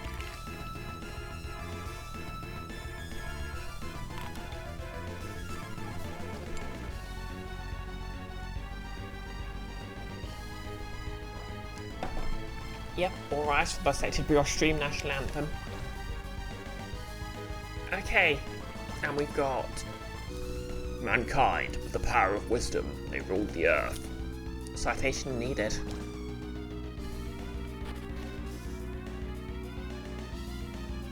Maxting, you were kind of hoping someone took to heart that Tumblr post about how it's plausible within a 22-year window for a samurai to have sent a telegraph to Abraham Lincoln. Oh yeah, and one of the posts that pointed out, like, a cowboy, a samurai, and I think a couple of other historical figures that technically existed in parallel and could have conceivably met each other, because that would have been really cool. I think the last time I saw that post, someone had done fan art below it.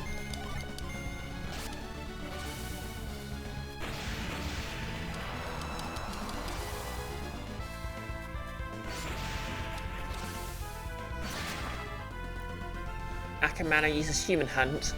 Jenna takes 2 damage.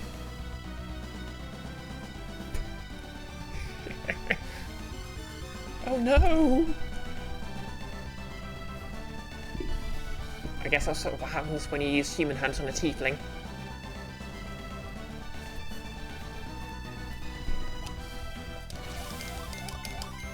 Who knows, maybe it has like a small chance of a one-hit kill.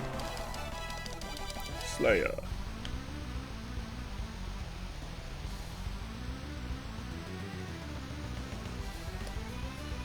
Maxting. It'd probably be a bad marketing choice to have a samurai in your old western story, but despite them being contemporaries. Well, samurai movies and cowboy movies have been... well, it's barely even a... it's like a tepid take to point out that they're basically the same. Well, they're very, or at least very similar genres, or like the cultural equivalents of the same genre. As in, yeah, a lot of samurai movies have been adapted into westerns and vice versa. Yep, and that's been done consciously. So conceivably, like, there has got to be at least a few movies where cowboys and samurais are sort of in the same thing. Whoop. Okay, you showed me.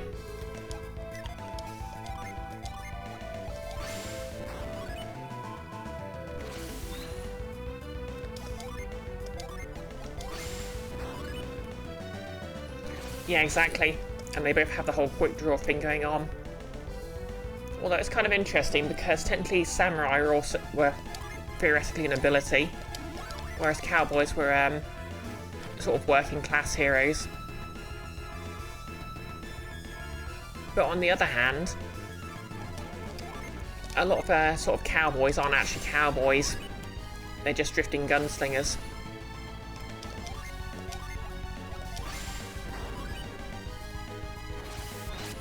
Wait, can I just... nope, that doesn't help at all.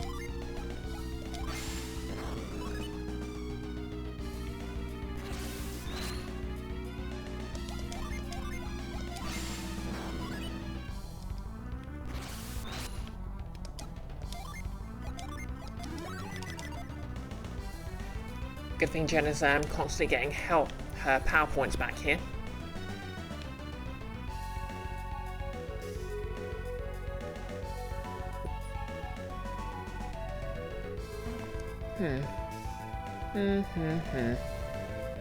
Okay, so I need to get...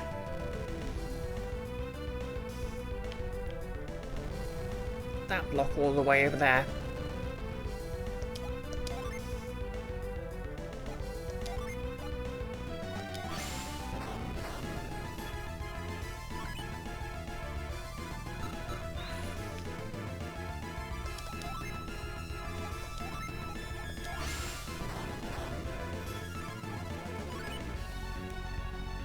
Did I say they're just sparkling gunslingers?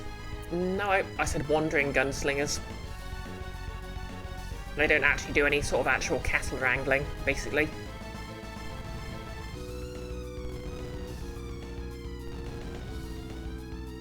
Oh, it's okay, it's fair enough to miss here. Like, I am incredibly quiet. You thought I was making a champagne joke. Oh yeah, they're only cowboys. If they're from the Minnesota region of America. Otherwise, they're just sparkling gunslingers.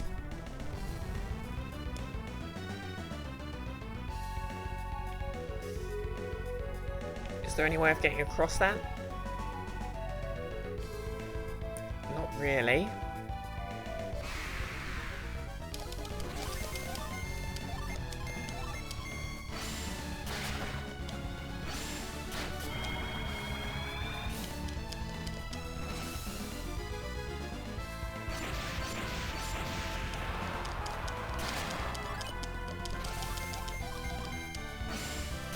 Notice, isn't that sand?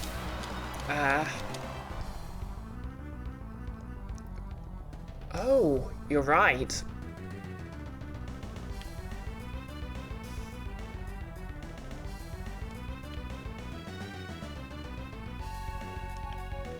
The real question is, though, what's this for?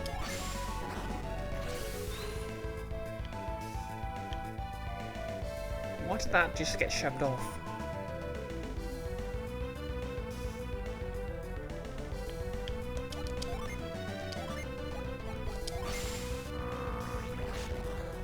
I think it's a checkpoint. Oh yeah, because it let me shove. I'm stammering a bit there. Yeah, it made the ladder usable. That makes sense.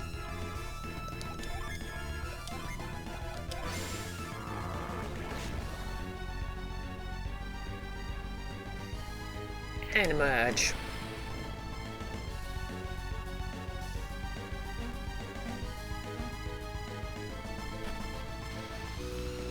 Okay, that was a relatively short one. We must be pretty near the end.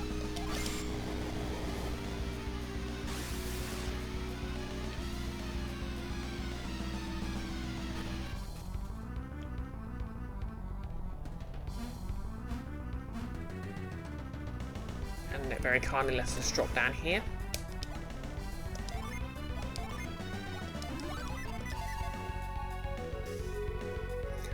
Maxting.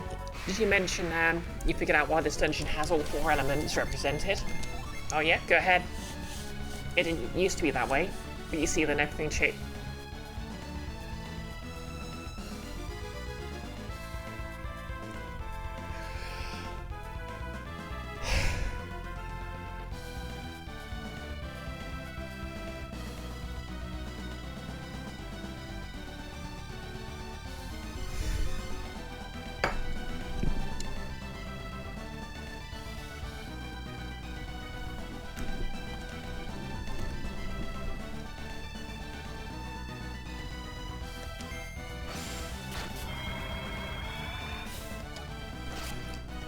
Notice Aang's in here somewhere. Look, notice. If Ivan isn't Aang, I don't know who it. Well, okay, well, it's Aang with hair. Well, not necessarily Notice, because the Airbender's temples are still about.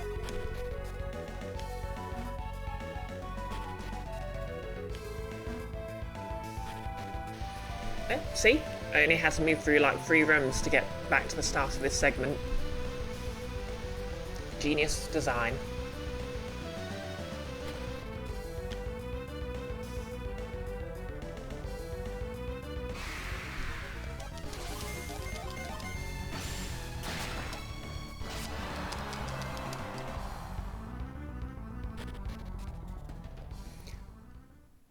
You have proven your worth. The heavens await you.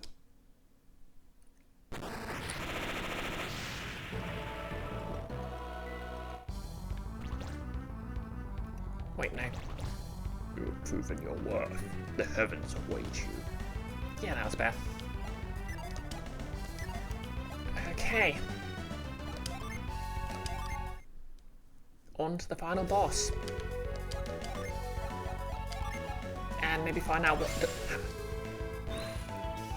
TF happened to their parents. Nullish maxing ninja'd you. You made an Avatar reference, not realising that's what she was doing out there. Anyway, no one's opposing us from lighting the beacon, so this should go completely smoothly.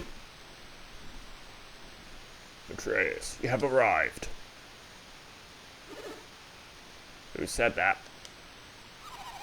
The wind's too strong. I can't see anything. I heard it too, but I didn't see anyone else up here. Exactly, Nillis. Stop right there, protagonist scum. Brioche, quick. Cast the Mars Star in before anything has a chance to stop us. Okay, yeah, Piers is proposing the smart place here.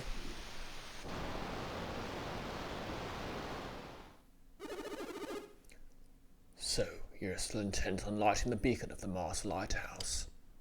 Wait, is this that eyeball thing again, from the start of the first game? Who said that? Have you forgotten me so soon, Brett? And you, Garrett? It seems you know Brett. Do you have any idea why it is? Search your heart, boy. That voice! Maxting, you want to hear someone say that in the new Game Oververse show? Yeah, I need to watch the pilot for that. I've heard mixed things about it.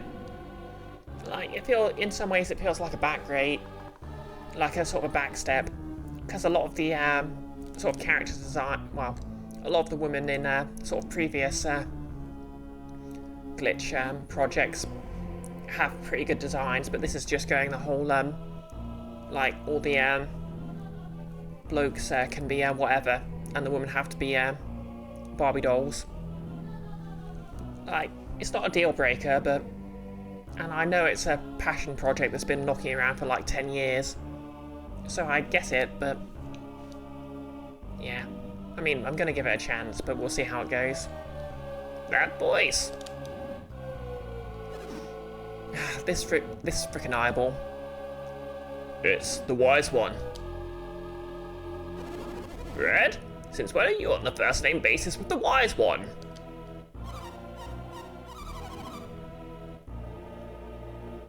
It must have been... Brett, what happened in Soul Sanctum after we were kidnapped? When Ceteris and Minardi stole the elemental stars, they triggered a volcanic eruption. The wise one prevented Mount Aleph from erupting so that Garrett and I could escape. But wait, Mount Aleph did erupt. There was a huge explosion. We saw it all the way in Vault. But it would have erupted with us still inside. There was no way we could have escaped in time.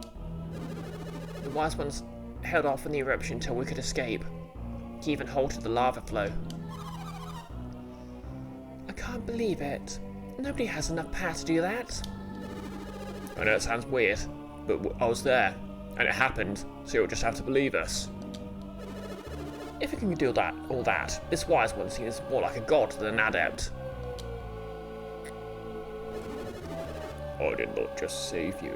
I tasked you with recovering the 4 elemental stars. Why have you disobeyed my command? Why have you come to light the beacon? Because Prox will be destroyed if we don't. We can't let that happen. Prox, they have brought this disaster upon themselves. Are you saying we should just abandon them to die? What do they do to deserve that? The people of Prox have committed unforgivable sin. They must pay the price. For lighting the lighthouses? Is that their sin? Does that warrant total destruction? If we don't light the beacon, Garforce will eventually erode away all of Wayyard. We've all fought for so long to save all the people of our world, and now you would stop us? Garforce is growing. It's consuming more and more of each passing day. How can you just allow the world to crumble into nothingness? The seal needs to be broken. The world will be destroyed if it's not. You have learned far too much. Wise one, you cannot continue to protect the lighthouses. You know what's happening. It is your duty to protect all of Wayyard. If Wayyard is destroyed, you'll have failed us all. Why won't you answer us, Wise One? If alchemy is unleashed, mankind may well destroy all of Wayyard itself. But we can combine all our strengths, ensure that alchemy will not be used for evil. Yeah, exactly, Max Sting. Frick this, we beat Dulhanan, we can do this. But yeah, looks like we're gonna have to kill God. It is inevitable. In time, one man will seek to rule all over. It is human nature, inescapable. Okay, Sephiroth. And it shall come sooner than any of you think. Why do you say that? The water adept who climbs towards the peak of Mount Aleph even as we speak. Is he not a friend of yours? Alex is his name. Surely you have not forgotten him. Oh, that fricker. Alex, what would he be doing on Mount Aleph? He understands far more than you do. He knows that when the 4 beacons have been lit, their light will gather at Sol Sanctum. But what would he gain from being there? When the final beam of light reaches the peak of Mount Aleph, the golden sun shall rise. Oh hey, finally we got our title drop. The golden sun? What's that? And what would Alex want with it? It sounds like a great name for a video game. What's a video game? No less Kirby Moog looking. Max Sting, you kind of want you to play Deus Ex again. First mission, rescue a Christian from a tree. Final mission, murder God. It's the JRPG way. Although I'd argue it isn't murder if it's being done in self-defense. I suppose technically many jurisdictions would consider self-defense an affirmative defense, while still considering it murder. But still. You know what? I think I need some tea.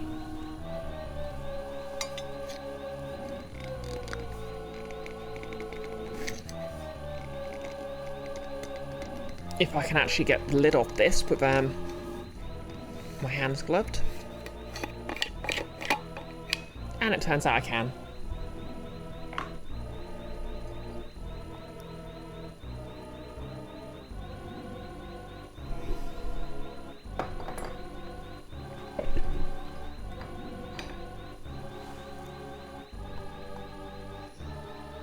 Now let's Kirby would eat that guy and get one move that bad Smash players troll everyone with. Max Sting, true. There's worse looks than Kirby Moog. It's true.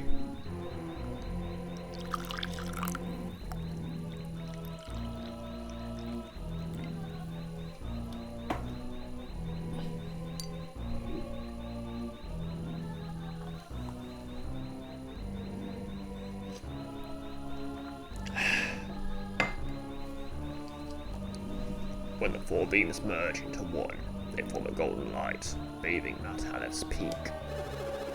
Is that alchemy? I mean, pure alchemy made real, at the heart of its power. And is that light that gives the shape to the Stone of Sages?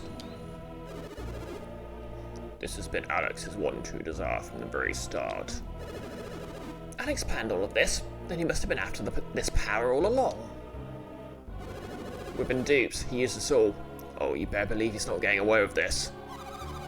Alex, how could he do that? He's one of my own people. I feel sickened. Disgusted. None that matters right now. We still have to light the beacon. We don't have any choice. If we don't do it now, Prox will be destroyed. Brioche, we have to, right? Yep. You bet we do. The wise one will have to deal with Alex on his own. I cannot interfere with the actions of mankind. If you can't interfere, then how about getting it out of the way so we can light the beacon, huh? Okay, I guess we're not allowed to fight God. Oh my god. Yeah, Ivan's just like, oh, good one, Jenna. Oh, good one, Jenna. Ivan, you dork. I don't like it doing exactly what Alex wants, but it looks like it's going to look like we've got no but it's looking like we've got no choice. Don't worry, Brioche. Just throw the Mars Star into the beacon's well. Now. Okay.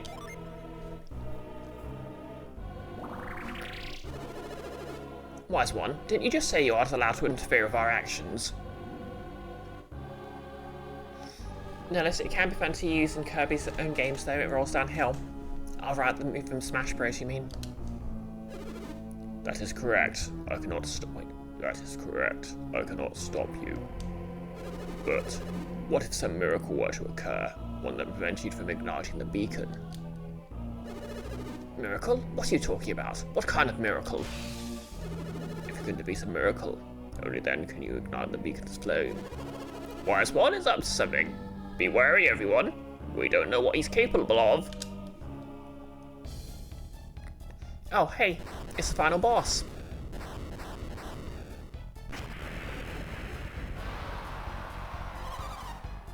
A three-headed dragon? That's your miracle? I love how sarcastic everyone's getting at this point. Max Ding. Oh, you cooked dinner last night, which in itself isn't very special, but you planned, executed, and succeeded at it without any input from the lobby at all, adapting your recipe you found yourself. Heck yeah. Nick. Aha, teammate. So you'd have us fight for our future. Fine then, fight we shall. What's he thinking? We already beat a two-headed dragon. How much tougher can this one be? I don't care how many heads this has. Nothing's going to stop us now. Wait. So the two-headed dragon from the end of the last game was, two people merged together. Who are these three? Whose parents are missing again? Notice. King Ghidorah. Maybe not enough heads for Tiamat. Let's do it. For progs. For the future of Wayard. Nick. Tiamat has 5. Ah, yeah, fair. Wait a second. Wasn't that two-headed dragon actually? So that means this three-headed dragon must be... Brioche, no! You mustn't fight that dragon. It's... Yep, Kraden knows what's up. Too late, Kraden. We can't get away from it now. Brioche, don't! Stop!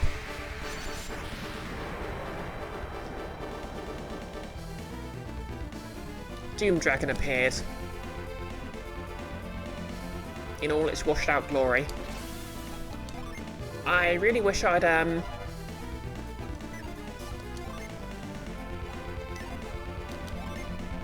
set my gen up. Oh well.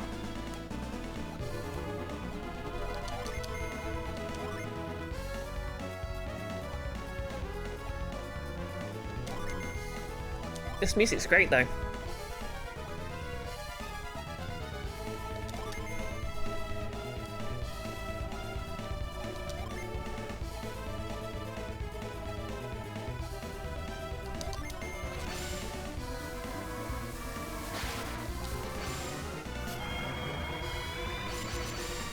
Notice, what did they do to some poor artist's actual art? They ran the image file through Google Translate. Yeah. This would look a lot better on Game Boy Advance just because of the lack of backlighting. No less.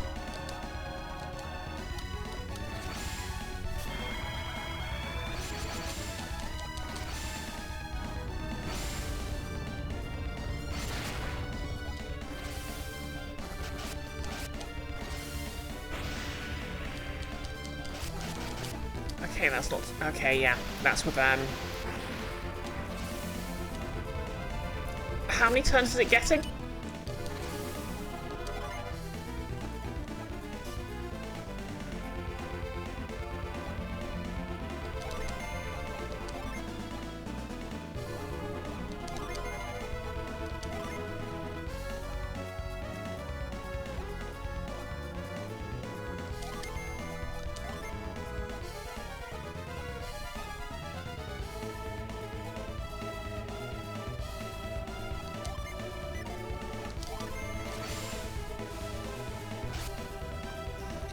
Notice it would look better on an unlit screen with a massive glare over the dragon because it was impossible to see like the GBA screen worth a damn, yes.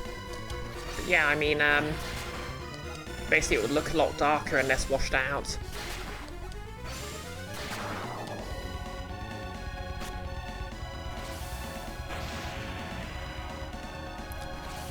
Oh, come on, that should not be allowed. Oh, that should definitely not be allowed.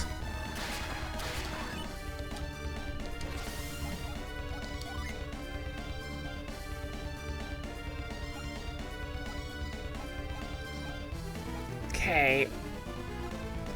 So Iris is 4 water, 9 fire.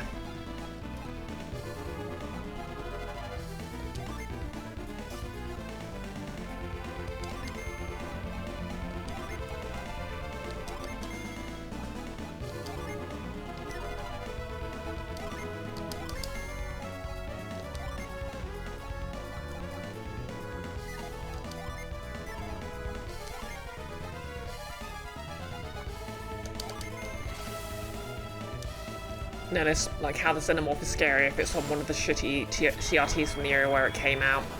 Yeah, to be honest, I think it's probably supposed to be like dark and mysterious and merging into the background a little.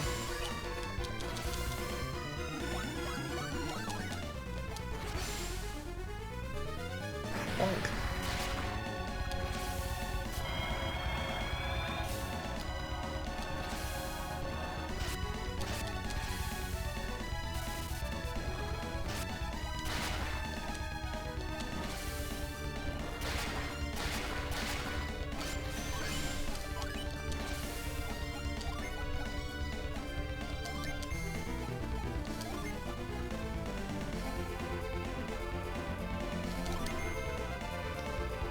Max think this is going to be a pretty depressing end. We'll have to see how it goes.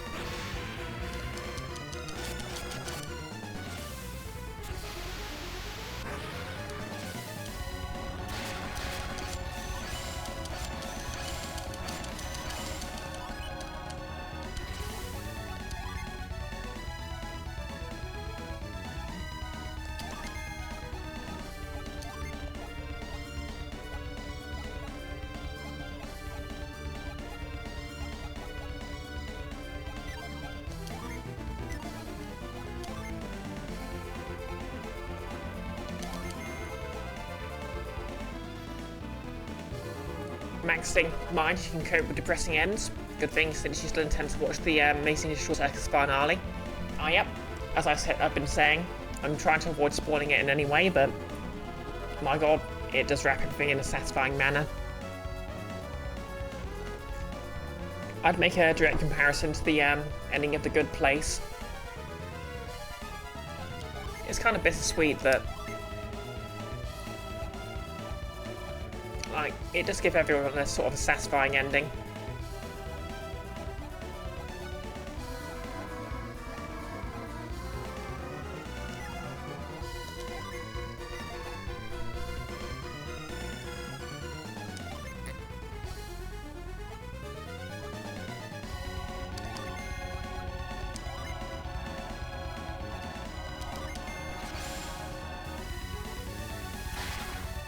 Max Sting, one of your favourite short stories growing up was a Han Lin story called The Long Watch, and it's book ended with a description of a funeral. Notice? It's got oversized jaggedy pixels, hanging pixels that F up a perfectly good point, but not embiggened and not trimmed. All I can say is it probably looks a lot better in GBA.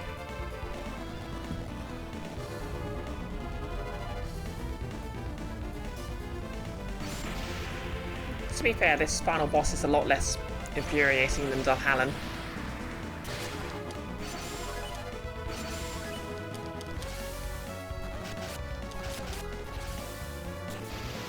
Even if it is getting it like a bazillion turns.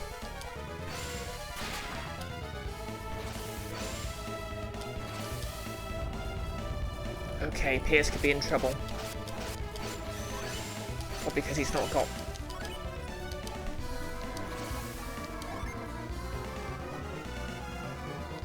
Oh yeah, I need to activate this. Jenna can heal everyone. Yeah, let's...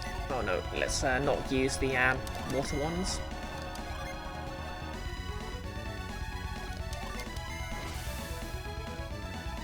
At least I didn't have to worry about it healing constantly. It does seem like it needed another pass artistically, especially for a final boss. Yeah, and especially with how the dialogue got. I think they were just trying to wrap things up at this point.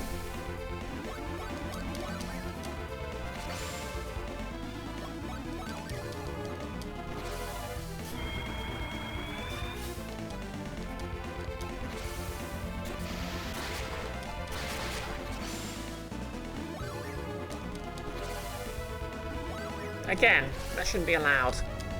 How dare you cast Cure on yourself?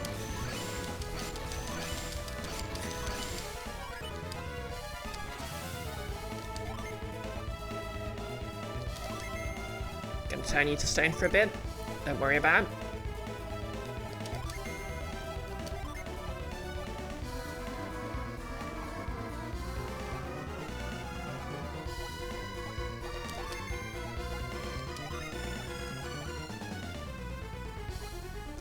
That's not going to do much good.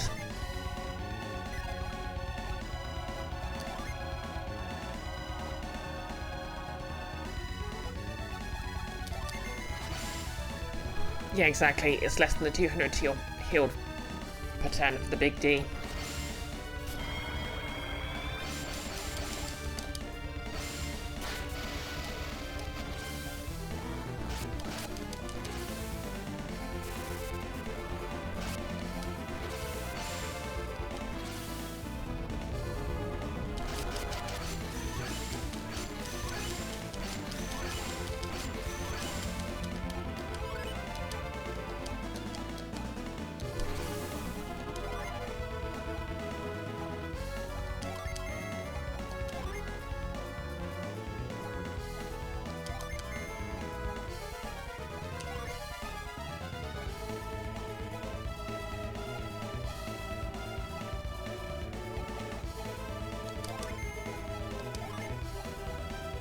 Okay, speed up Jin recovery time.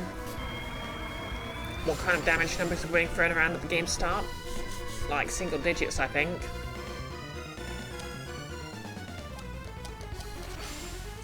It's not like Paper Mario low, but...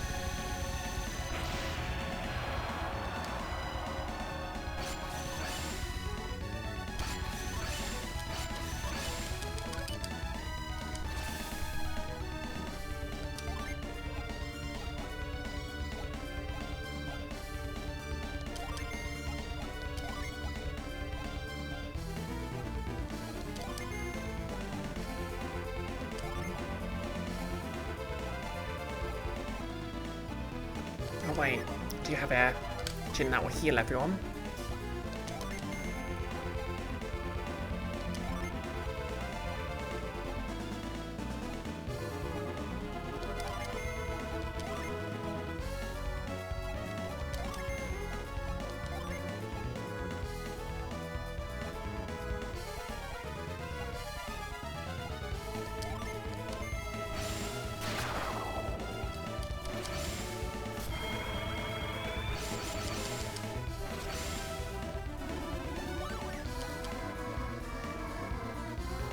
Maxting, given the numbers you see thrown around in games like Final Fantasy, you're surprised the numbers are so restrained. Yeah, I suppose to be fair, it's a Game Boy Advance RPG, so they probably couldn't have the numbers go too high in the first place.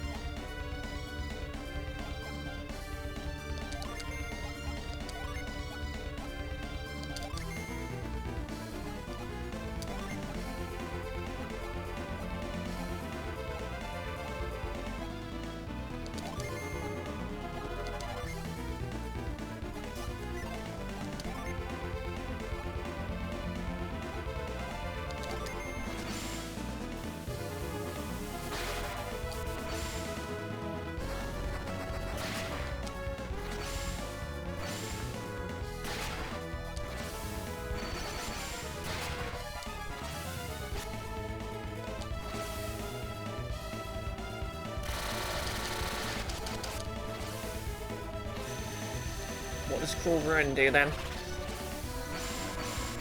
That looks pretty cruel.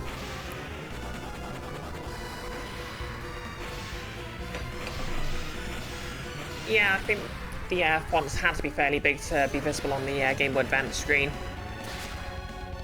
Ooh, ooh, ooh, ooh, ooh. Not good, not good, not good. Not good.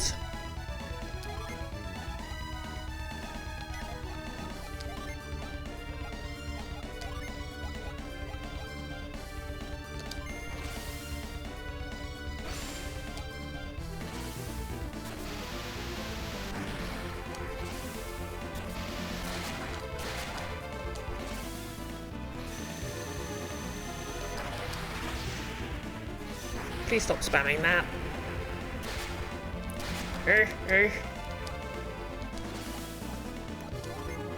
Pretty please stop spamming that.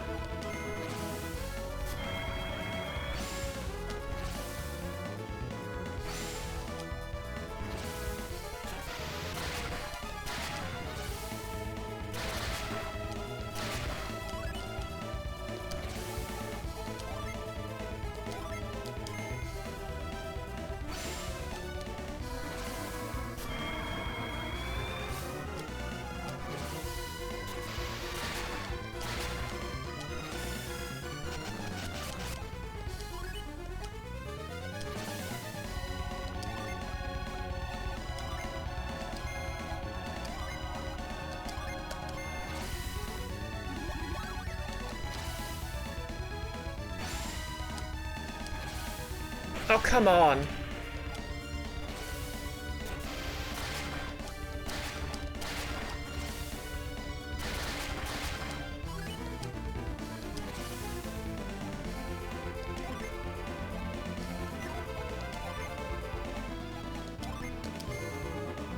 Now I'm angry. Yeah, eat to Dallas.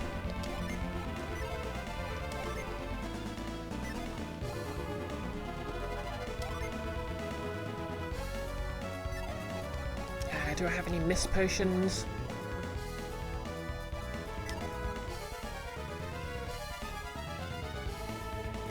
Okay.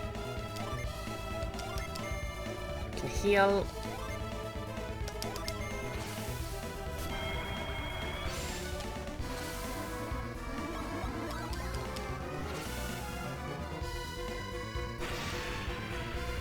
Yes, it sounds for everyone.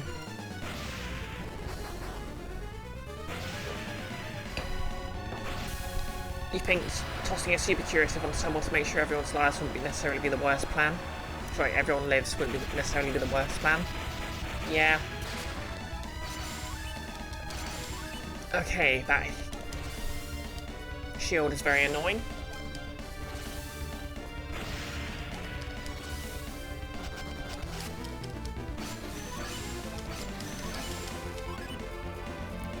You misspoke, you meant someone's lives.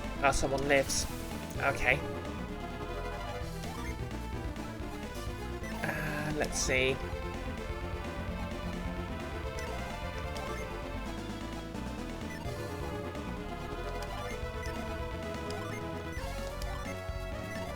Yeah, I'm just going to attack.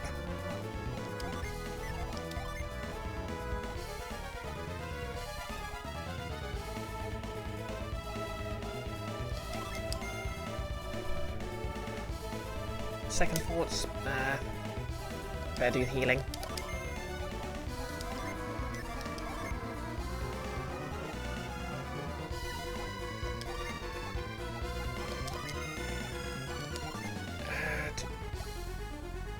Okay, I don't have the one that... Right, Boreas it is.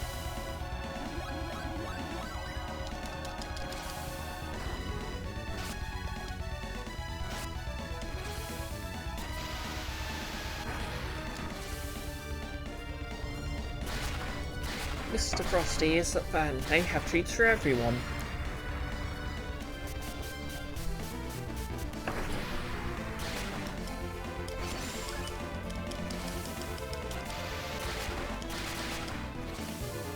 Oh god, not that one again.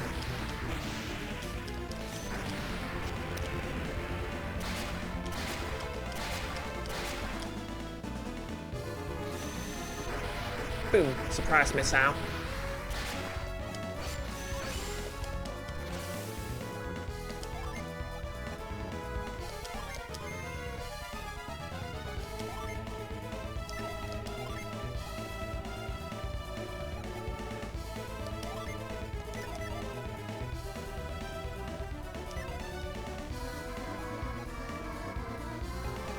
Okay.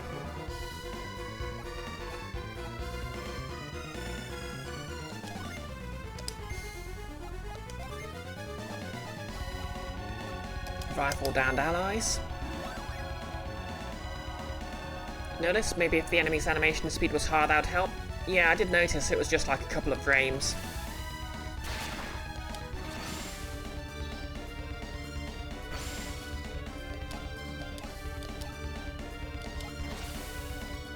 Desert's Gasp.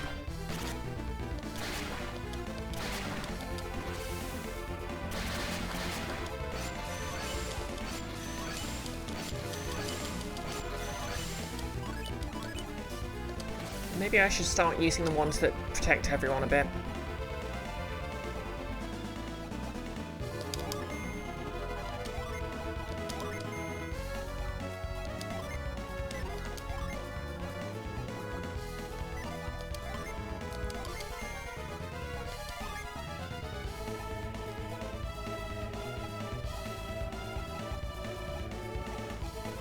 Yeah, I'll use Shade to shield us a bit.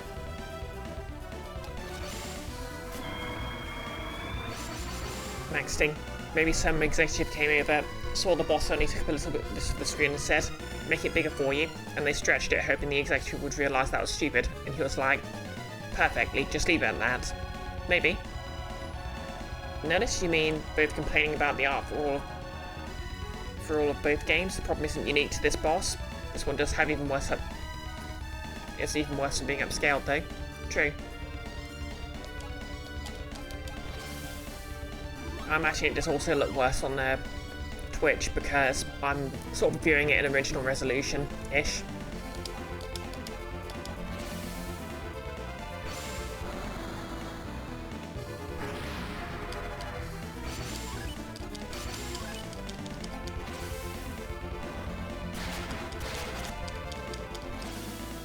Okay, Shade is blocking Crawl Ruin, so this shouldn't be too bad.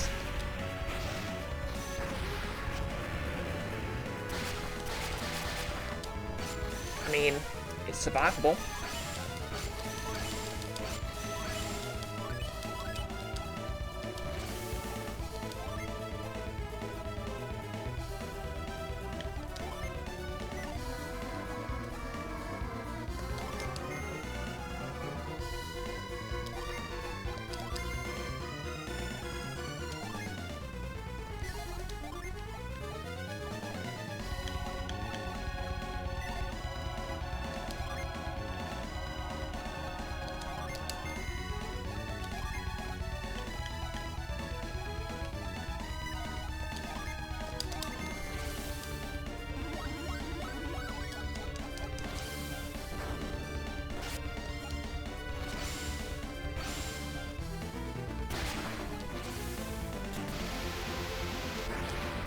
Earth and Fence Force, if you will.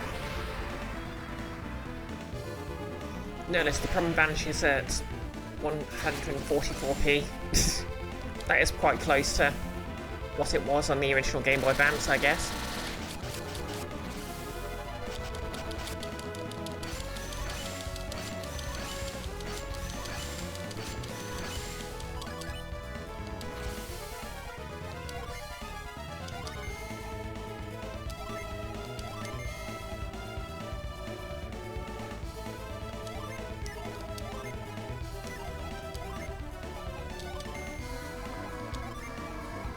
Okay, and he's back next turn.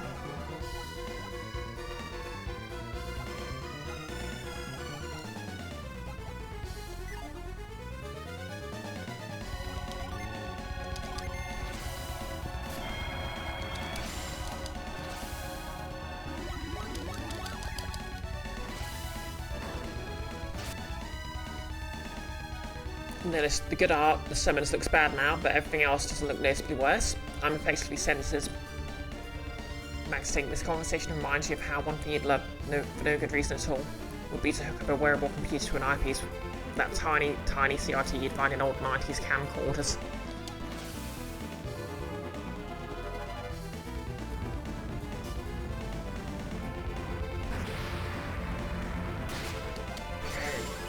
I hate that guard aura so much.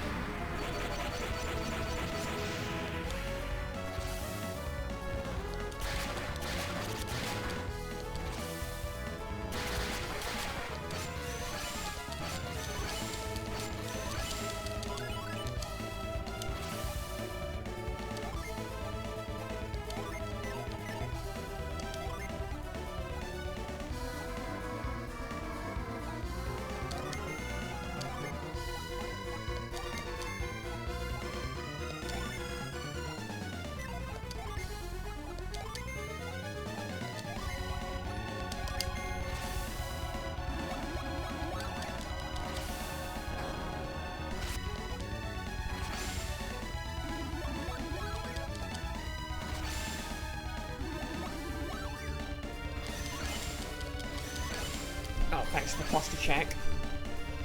Notice going back up to 480p, which is pretty much the max you can trust on your computer.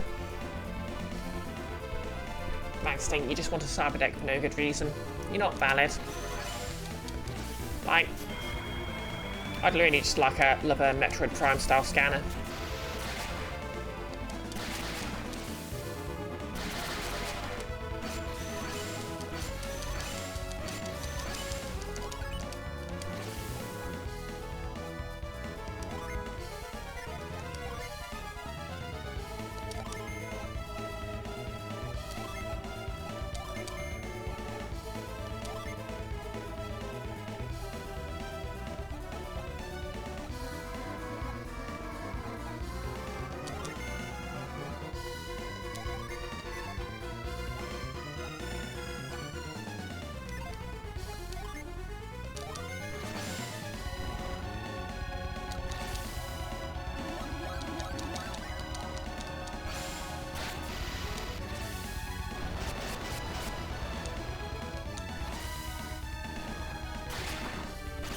Notice we've had that for years. It's probably, yeah, Shootium probably uses generative AI.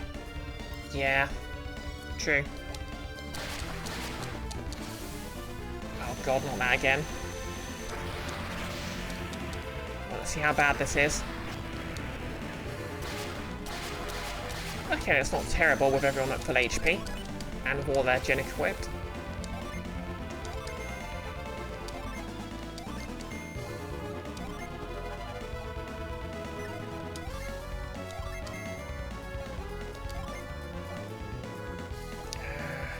Shade. Notice, the Cyberpunk future has been here a while now, it just turns out to suck. Yeah, I mean, Cyberpunk is, by definition, it's supposed to suck.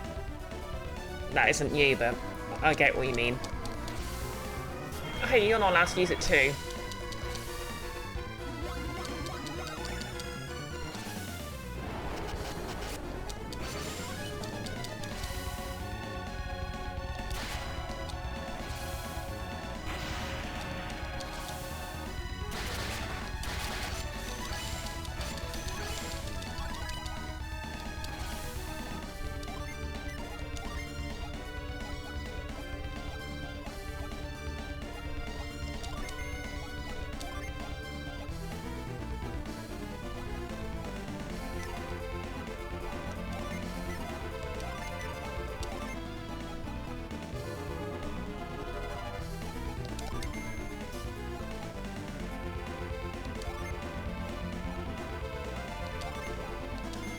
Up Jenna's PP a bit.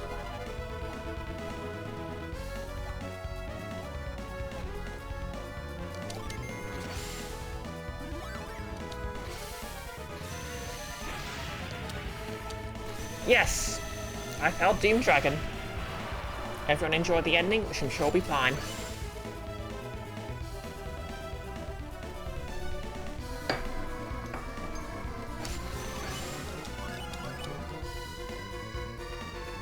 Oh.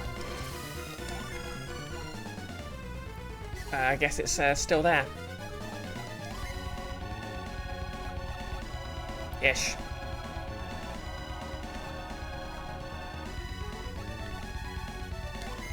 Yeah, hell yeah, rescinded, that's fair.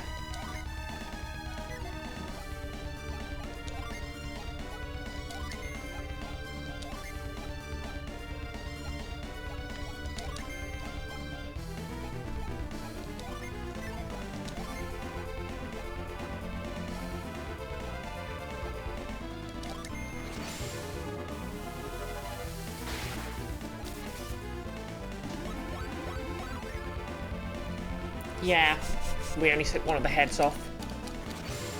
We'll keep trying this.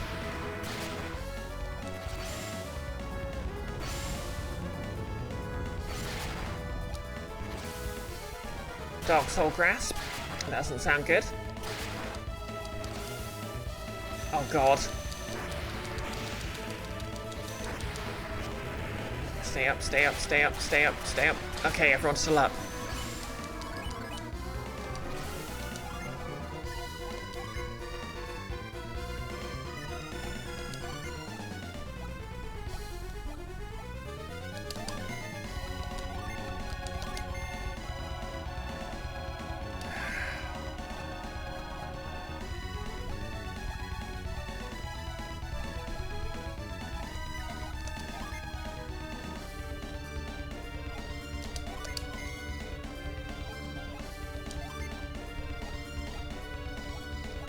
Everyone's status to normal.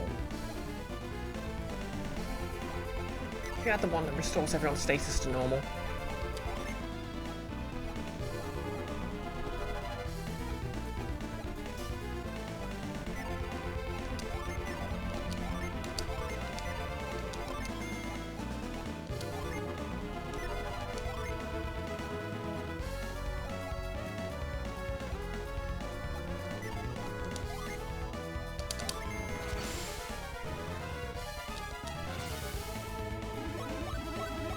See you in a bit, no less.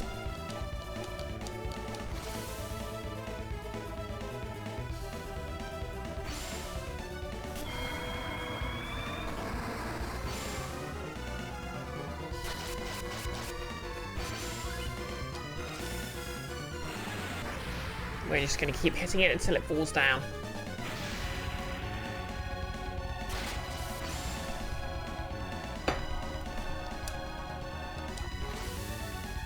It's unable to move, but it still uses Cruel Ruin. Let's watch the cutscene for this again. Maxting. You watched the performance of Little Night Music on YouTube. The show was fun and the music excellent, but you couldn't figure out why it looked like shoot. And then you saw it where it said AI upscaling. Ish.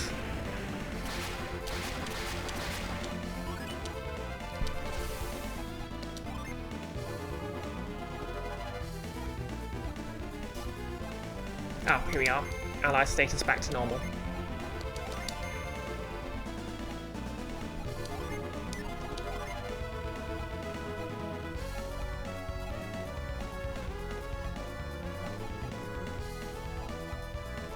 Could do the funniest thing, but...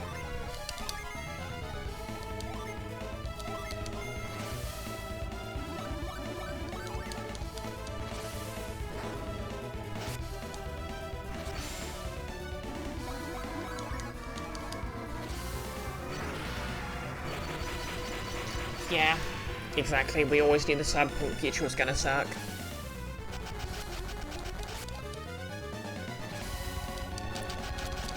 Please stop spamming that. I was talking to the boss, not anyone in chat. No one's spamming anything. Or are you? The answer is no.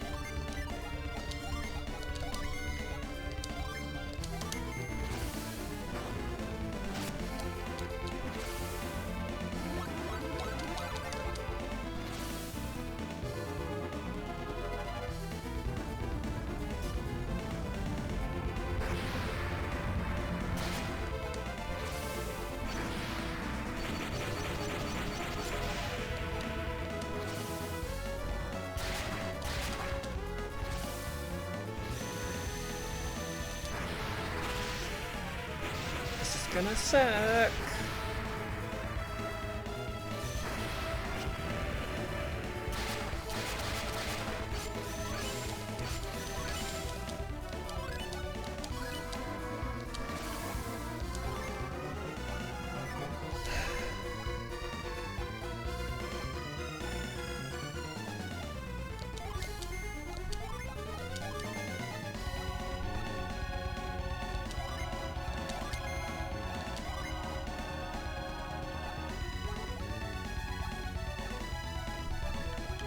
Use shade just to protect myself a bit.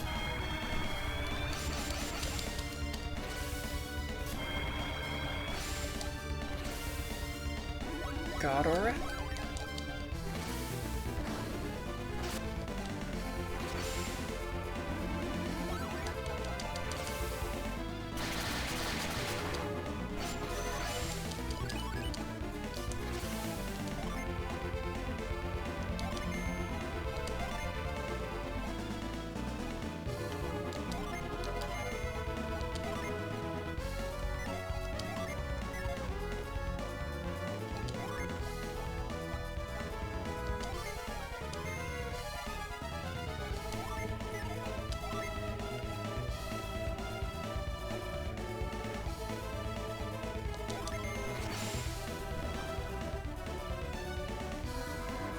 Maxing. I guess the whole island situation does seem consistent with the more sordid portrayals of the wealthy in the book Bad Voltage. We should probably expect us to be starving. That was the thing in Cyberpunk. Yeah, like everyone was having to eat soy and other stuff because there wasn't much other ways to produce food.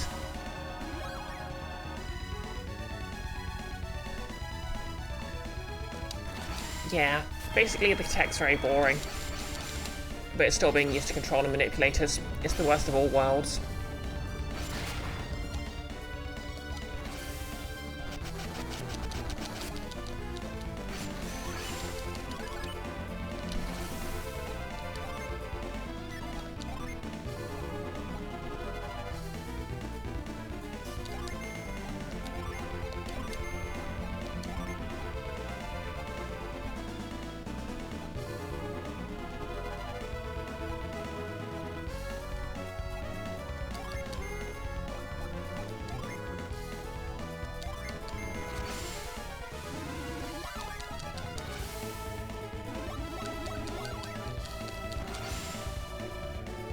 Bonk.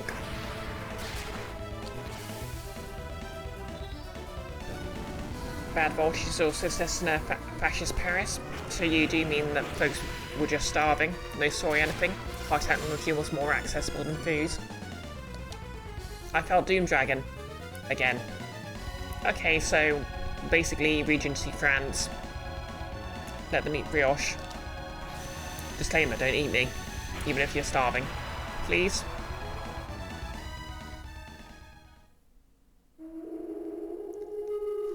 Gasp! Who could have seen this coming? Exactly, Nick. Quote number 3. Please no Munchie. Who are they? Read the room, Ivan. That's what I was trying to warn you about. It wasn't just the dragon you killed.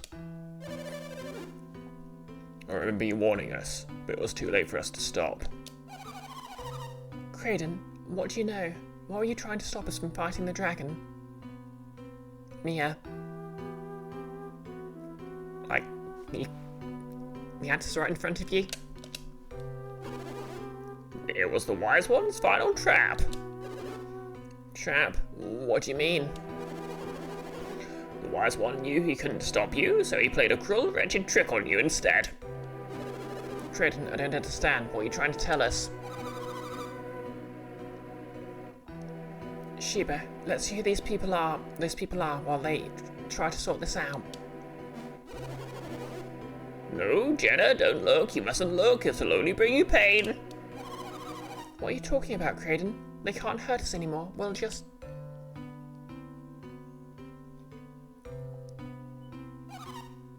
What's the matter, Jenna? They're pulsing. Look out, they're about to fuse into a Resident Evil boss again. Notice, instead we have instant and constant access to Wasp spots worst spots, the worst people on the planet at all times, except when we don't, in which case all capacity to interact with society is withheld. Yep. It can't be. How? How?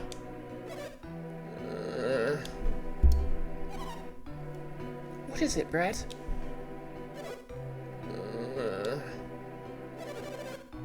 Brad, I know that guy. That's your dad. Then, does that mean the other two are...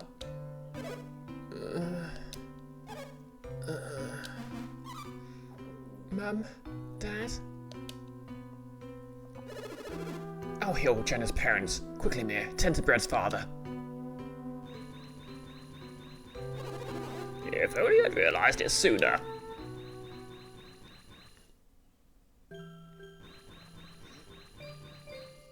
Exactly, Nellis. They're literally not dead, just give them some healing potions now. Yep, Piers knows what's up. What's the matter, Piers? Why'd you stop? Jenna's parents need you. Don't give up, Mia. You can't. You have to save them. It's no use, Ivan. I'm tapped. I am too.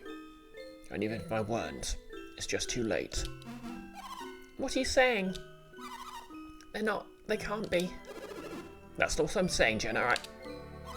I finally found them. I was going to be with them again, for the first time in years. Jenna. Please, it can't be. Mum, wake up. It's me, Jenna. Don't leave me. Exactly, Nellis. They've just got to hold out to the start of the next turn.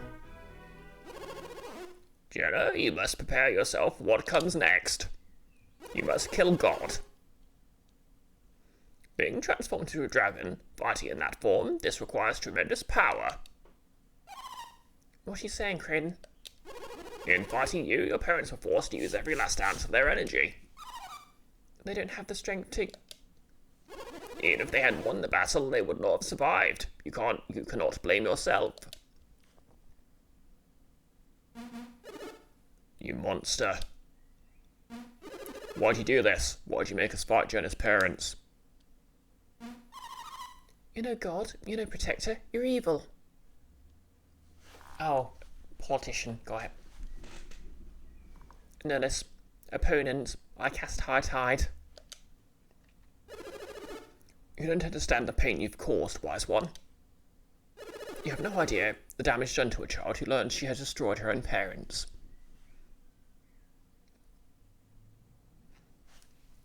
When spoilers become well known, this will be very funny. If a little sad. To be fair, the cast of Demon School were pretty chill about it. Max Sting. Dim One, that's your name from now on. That's enough. I knew what I was doing the moment I raised my sword. Wait, seriously? We divide the wise one in order to save the world. Our parents would understand. Don't you think so, Brioche? Yep. You're right. It hurts, but it's true. We didn't do this for ourselves. We did it for all of Wayyard. We just have the chance to save Brox. Perhaps we can't save your parents, but we can save countless others. Kyle and the others saved them too. They sacrificed their lives so we could go on. Nellis, you are like 10 years old. How are you like that? To be fair, I think they're teenagers. I never imagined my actions would help to save the world. Even though lighting the beacon may create wars and strife, I regret none of this.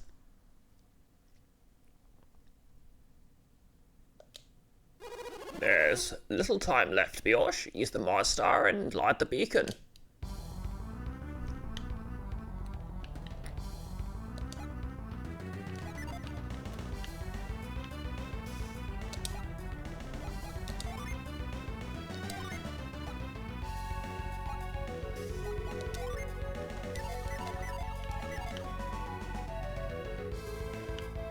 How do I do this?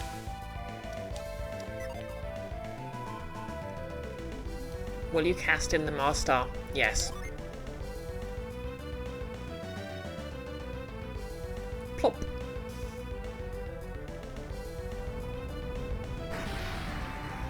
Ever read Empire of the Sun? I haven't.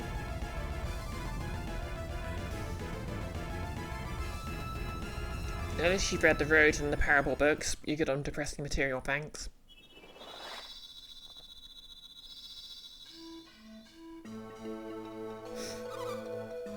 The beacon is lit. And think, I joined this quest hoping to prevent exactly this from happening. And I began this quest as a prisoner, taken against my will. And if that tidal wave hadn't sent me far off course, I wouldn't even be here now. How many lives have been taken and changed forever just to light this beacon? Mum, Dad, where you are is safe now. You're right, I hear voices too. I told you I could hear them. Who said that? Where are you? We're in Imil. We're at the base of the Mercury Lighthouse. You can't be.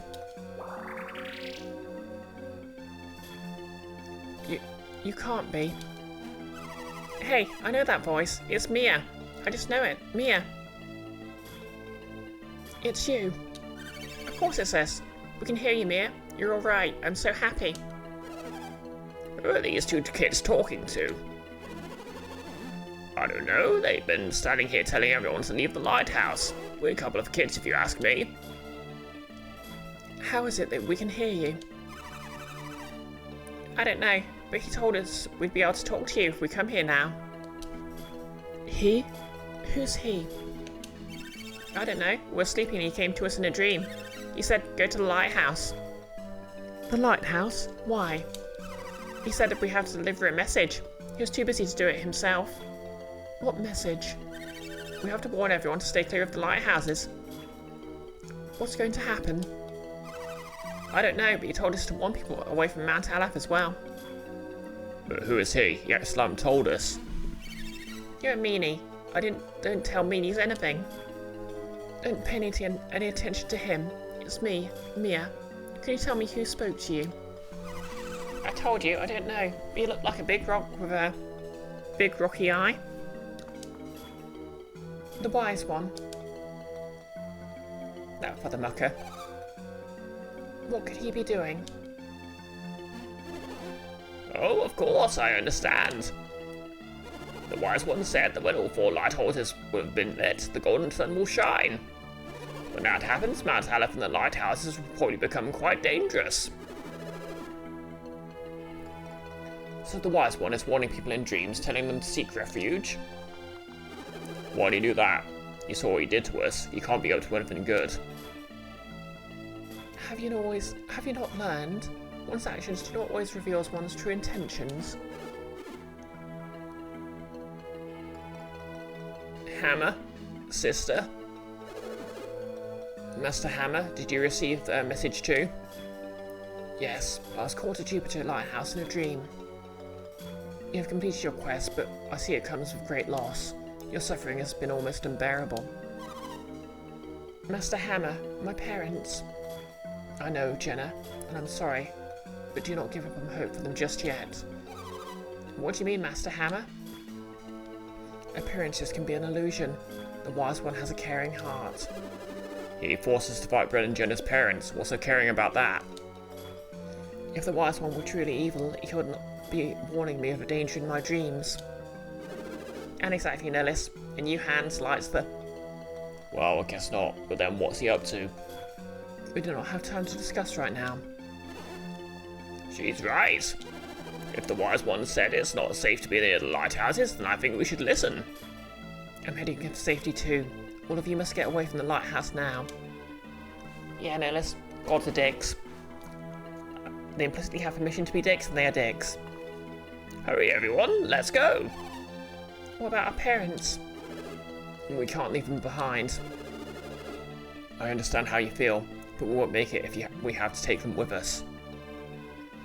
Max Dink, Emperor of the Sun's author, G. Ballard, was a child of English folk in Shanghai, a colonial. When Japan invaded China in World War II, the Second Sino-Japanese War, they eventually struck the international settlements, including his home. His parents were sent to a prisoner of war camp called the Lunghua Civilian Assembly Center, where he spent most of the war in his childhood. Emperor of the Sun alters the story a little, separating his XP character from his parents. You don't know what else was changed for his story, but he went through some bad shoots at a young age and it really messed him up. There's at least one of his short stories that describes playfully in detail is actually seeing of a war crime. Damn.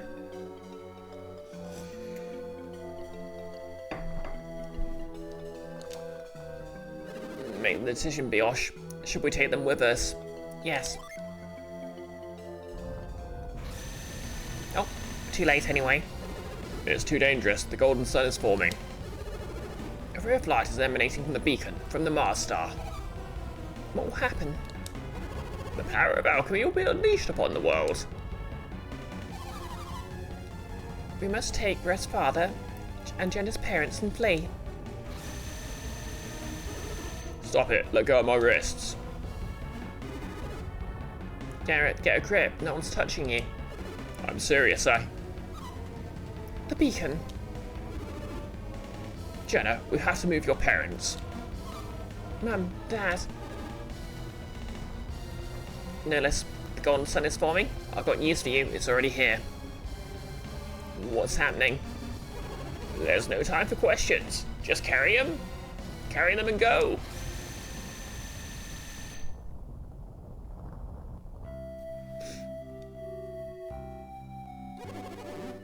Thank you, Brioche, and thank you to Brett and Craden.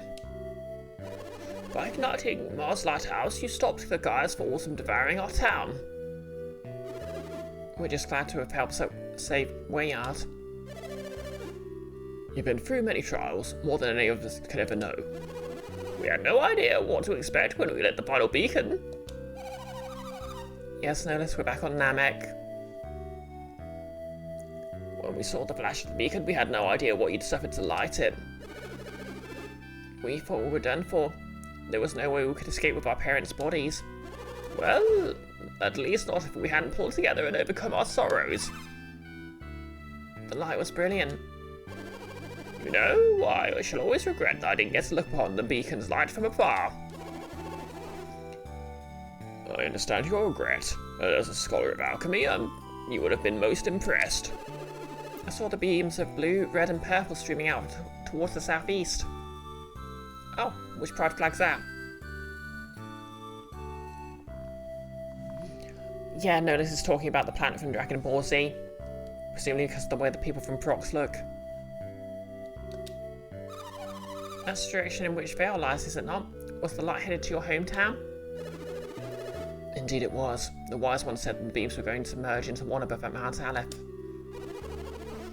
The orb of golden light we saw, that was shining directly over Vale? Yes, that was the golden sun forming over Mount Aleph. It's been 2 games and we finally know what the frick it is.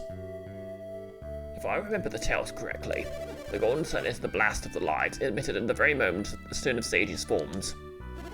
Such legends exist, even here. I wish I'd known that sooner. Oh yeah, Maxine, you're right. Bisexual lighting.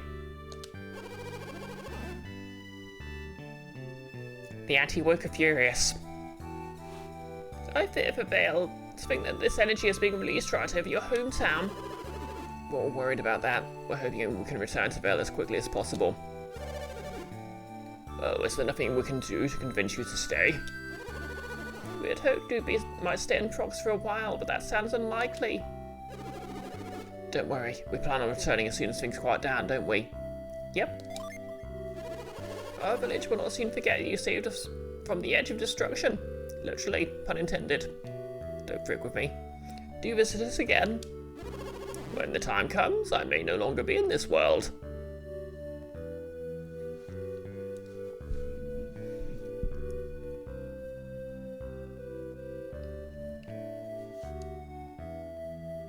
What quote are you looking for, Nihilus?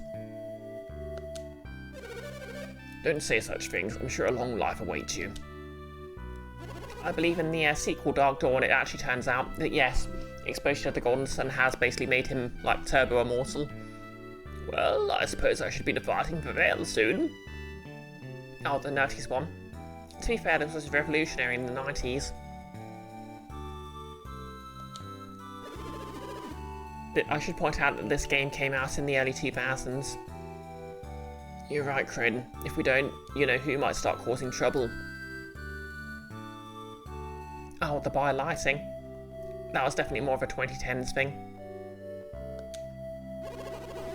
At least some of your cares may have been remedied. You must be glad to know we brought back all three back from... you must be glad to know that we brought all three back from the brink of death. Okay, that resolves that. I would not have thought it possible had I not seen it. Even I do not fully understand it. But there can be no doubt the bias energy released by the beacon rekindled their spirits. I hadn't expected so much energy to be released by the lighthouse's beam. I have no real explanation other than their life force has not been fully extinguished. It was a miracle, but the fire energy seems to have recharged them somehow. And had your parents not been adepts, the wave of energy might have passed them by.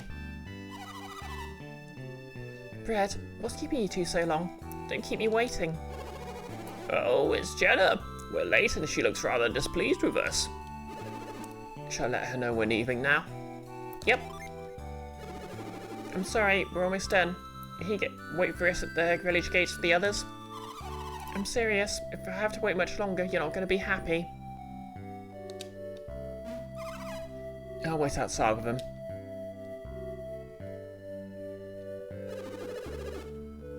I don't think they want us to wait anymore, Brioche. We're all set to head home. We have no patience whatsoever. Oh well, I suppose it's time to leave. May your journey home be safe and uneventful. We shall never forget what you've done for Prox. Well, time to get out of here. Oh, cannot save here. Rude. Oh, let's speak to everyone. Brioche, I always thought of you as my very own grandson when you were here. Now that you're leaving, I can't describe the sorrow that fills this old man's heart. She was actually in the party. Okay, just our two pro-tags. There's no telling what could have happened now. If you absorbed energy, maybe Jenna did too. Which means you better not make her angry, or you'll really get it. Yeah, don't mess with that girl anymore. She has superpowers. You did an amazing job. You accomplished what Gato and Karst could not. It's too bad about Gato and Karst. They weren't bad people. A little obsessed, yeah? But it's still sad that they're gone. Will you be going back to Vale now that your quest is over, Brioche? Don't forget us. Thank you for lighting the beacons of the lighthouse. For the fires of the lighthouse beacon, Brioche. You saved us all. Yep, I burnt the rope and saved us all. What took you so long? Mum and Dad are tired of waiting for you. That's not true, Brioche. You take as long as you need to say farewell to the people of Prox. Don't worry about us, Brioche. Puel and the others took good care of us. Don't tell him that. We'll be stuck here forever. You look like you're feeling back to your old self, Jenna. You're weeping such mournful tears after the battle. What? As if. You can't prove anything. Go easy on her. You have to remember that she thought both of her parents had died. Oh, you're crying, Jenna. No, I said that I wasn't. Now you got me thinking about my family. I don't think I miss them this much. I only hope that they're all safe back in Vale. I just want to be home again. I want to see how my mother's doing. Don't worry, son. I'm sure Dora's doing fine. She's a strong woman. And she wouldn't let anything happen until you came home. Sorry to keep you all waiting. At last the time has come for us to return to Vale. As soon as we leave Prox, we'll head towards Angara and from there to Vale. Kraden, the party's had the ability to teleport for ages now. We can just teleport there. Why can't we teleport there? Why can't we take our boat? I can't wait to see this winged ship of yours. It sounds so incredible. Remember so little of our trip to Prox. This is really my first voyage on a ship. I heard that the wind and the waves make the boat rock. I hope I don't get sick. This is an ancient ship of ours, actually flies above the ocean. It's quite a cozy ride. I don't know, Max, maybe they can't teleport the parents, but it looks like they can at least take the ship. It looks like we've got an exciting last trip ahead of us, doesn't it? Yep. Wow, sitting out like this takes me back to our own quest start. It was so long ago. If you keep talking like this, we'll never go anywhere. Let's go, Brioche. What's the matter, boys? You reluctant to depart? Nope. After all that we've been through, you can't possibly be nervous about this small trip. I just hope that Val can come out of this as in good condition as Prox did. Well, we won't know until we get there. I can't stop thinking about how my parents are doing. Were the both of them in Vale? Can you make a guess, Crin? Will Val still be standing when we arrive? Not even I can know that. I can see it in your eyes, Crin. You think something's happened, don't you? It's a possibility, one that can't be ignored. If it's not there, then what's the point of even going back? Is that really how you feel, Brad? What about you, Brioche?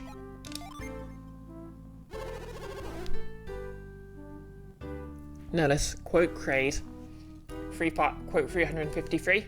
Kraid's feet. They're going to be mine. I'll turn them into slippers. Don't think I won't. Yep, Kraden's being annoying. You remember what, don't you, Brioche? Think about it for a moment, Brad. What do you mean? Our conversation with Hammer after we ignited the beacon. Don't you remember us talking to the children from Emil at the base of the Mercury Lighthouse? When they were warning people away from the lighthouses? Yes, the Wise One instructed everyone to seek refuge. Yeah, so what about him? You still don't see Garrett? Even if they were destroyed, I'd have expected all the villagers to have escaped to safety. I guess that's true. They might still be alright. That's true. So whatever happens, my family's alive. I'd forgotten about that. Thanks, Crin. Garrett, can you make sure everyone else knows that? Okay, let's go. The both of you, we have to catch up to everyone. Crin, why did the Wise One change our parents into a dragon? Why did he make us fight them? I mean, we almost killed them. He tried to make us kill our own parents. Why? Do you think that he intended for them to die from the start? Yep.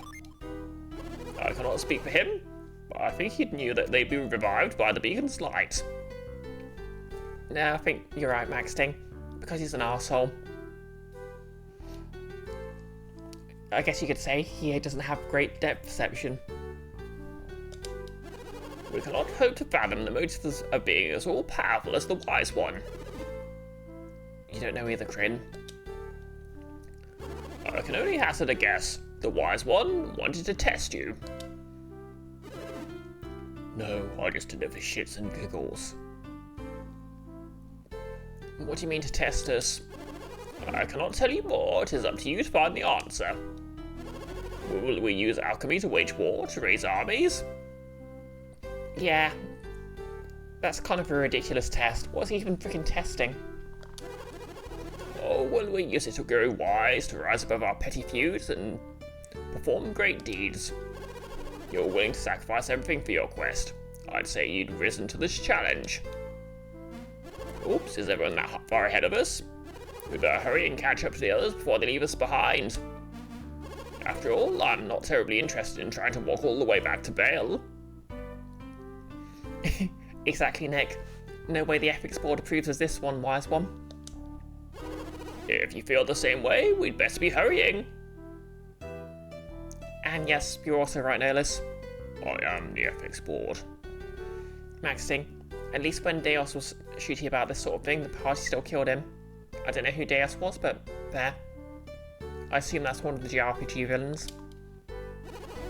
Red, Brioche, we're off. Time to finish this ending cutscene. I'm sure the streamer needs to pee.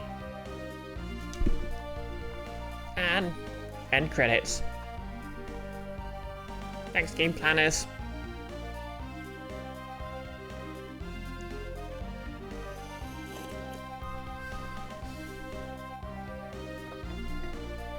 Oh, thanks, Icky. Thanks for the 100 bits, and GDT too. Okay, Here's Piers trying to climb the mountain. Why is Piers not Piers. Why is Alex trying to climb the mountain? To make love to the mountain. Golden Sun, the very quintessence of alchemy's power. It's beginning. Wait for me. Please wait. Wait until I reach the summit of Mount Aleph. Is he just going to slip? Dales is from Tales of Fantasia, and he's like, stop using magic to make newts and stuff. You're killing your mana tree just as my people did, and I'm sending flying monkeys and monsters at you and barely acknowledging you people as Sophons. Oh right, yeah, I think you mentioned him last stream actually. I'm just very bad at remembering names. Glow, glow, glow.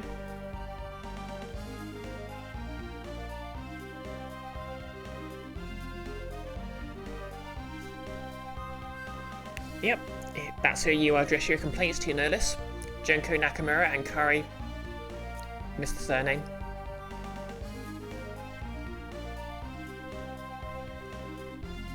Oh wait, no, the buck stops with graphics direction.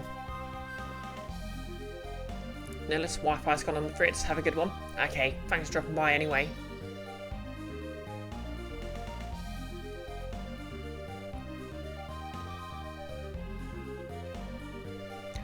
What are we at? 3 hours 10 minutes. Okay, I think I'll wrap the stream up then. I might do some demos on Monday.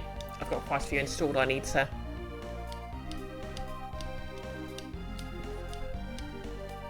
take a look at.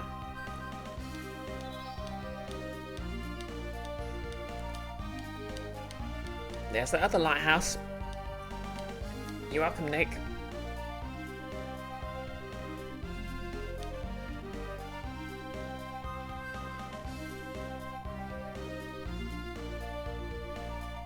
The localizers.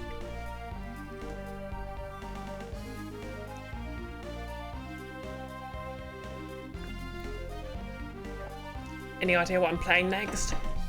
I'll probably throw up another poll. I'll take a look through my to playlist. I did just get Neem in the well, I backed Neem in the Hollow on Kickstarter, so I've got that.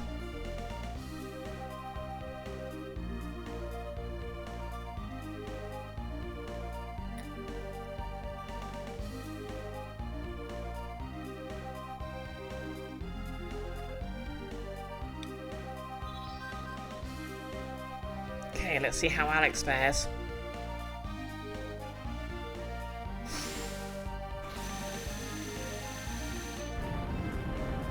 Yeah, Me and the Hollow does look very cool. Basically a classic, well, Game Boy Color Legend of Zelda's combined with like some Dark Souls mechanics and some Metroidvania mechanics.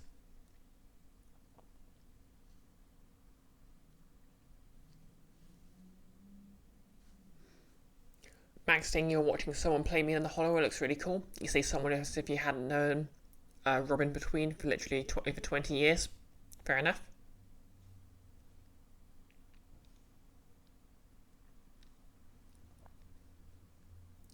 At last I have it, eternal life and limitless power. At last the power of nature is mine to control as I will. Rise storms, rise up and unleash your might upon Vale and the foothills of Mount Aleph.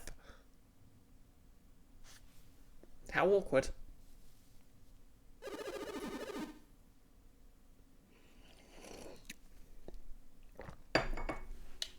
That's odd. I should have limitless power, so why can't I call up a simple storm? Good question. Okay, the jerk's being a jerk to a jerk. Max Ding, it sure would be funny if the boat lands on this jerk. To be fair, I think the comedic timing here is perfect. Who are you? I am called the Wise One. The Wise One, Vale's protector. You wish to have a limitless power? Wish to, I just got it. Exactly, dim one. Good one, Max Ding. No, your power is nearly limitless, but it has boundaries. Nearly limitless, you speak in riddles. Wait. Nearly limitless. You speak in riddles. Can't you see? The power is mine. Yes, you have nearly endless life, and your energy is somewhat stronger. If you're trying to anchor me, have a little taste of exactly how much power I've attained.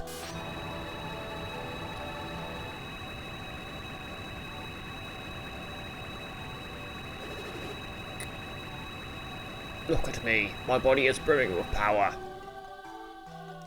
Maxting, this reminds you of Xenogears suddenly. Icky, actually it was more like a promise that you'll buy that power in the future, except you don't pay anything up front and no one else can have the power in the meantime. Yeah, he's got a power NFT.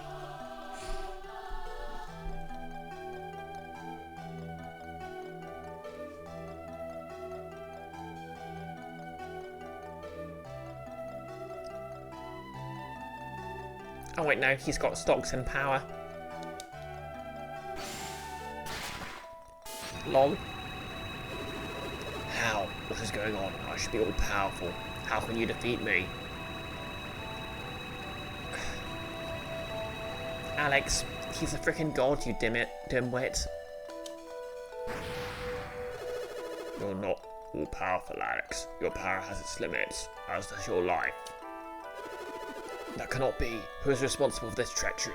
Who has robbed me of my dream? All I wanted to do is not have to eat. It's such a bloody waste of time.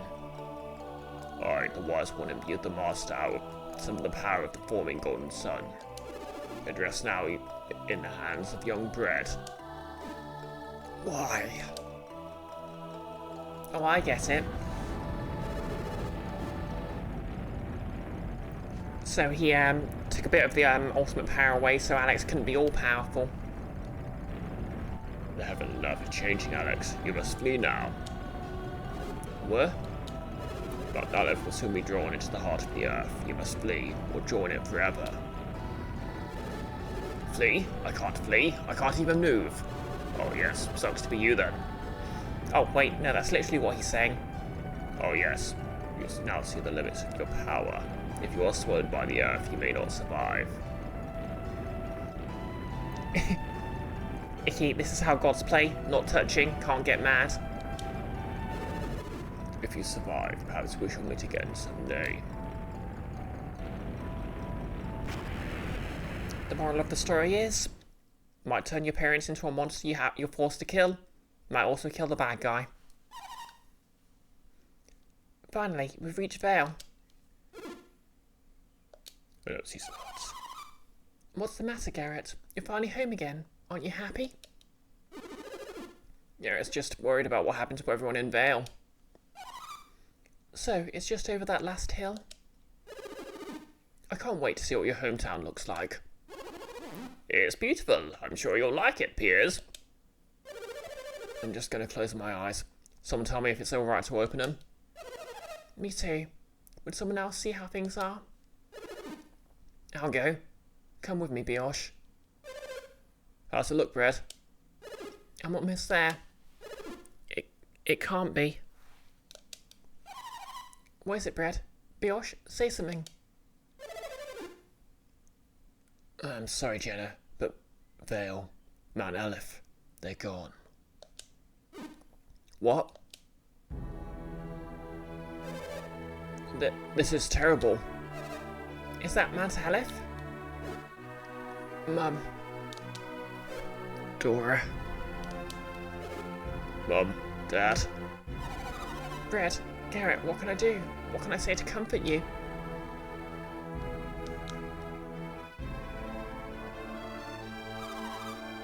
They're here somewhere. They have to be here.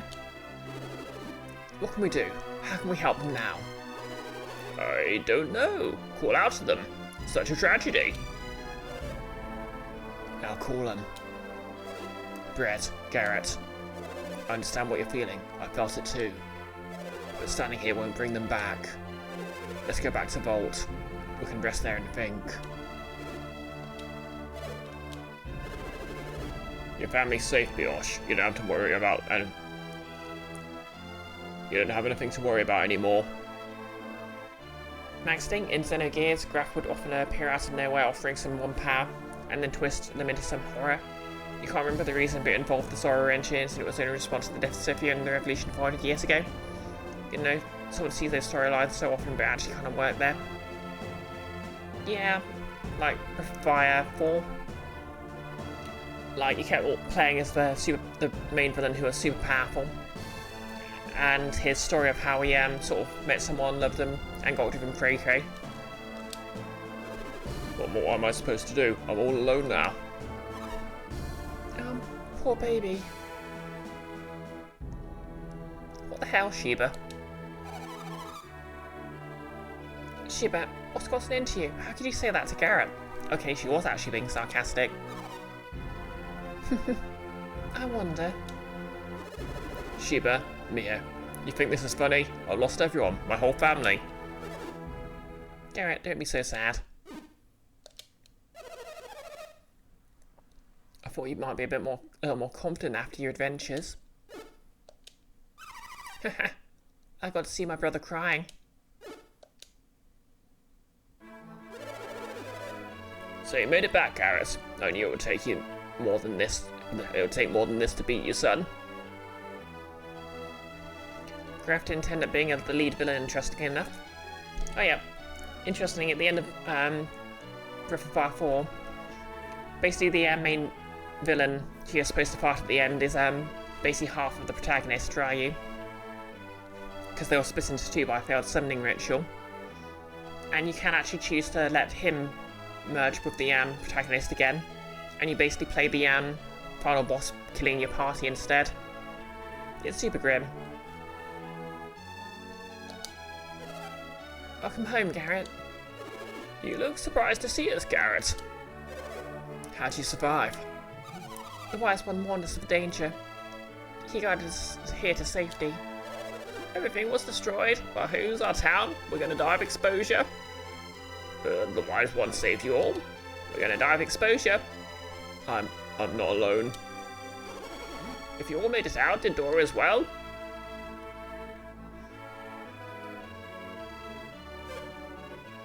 Dora. Mum? Welcome home, Kyle. Brett. You survived. So did you. Exactly, Maxting. Dora was out exploring. Oh, so that's how Isaac's outfit's supposed to look. I thought he just had really big shoulder pads or something.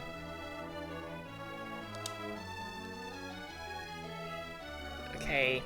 Yep, cool. Nice splash art of everyone.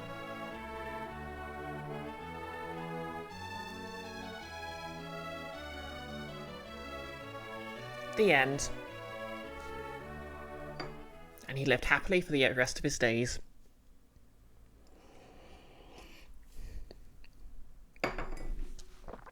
So yeah, that was Golden Sun, everyone. I hope you enjoyed it. I cannot resume my adventure with this data. Carefully choose a place to save your data.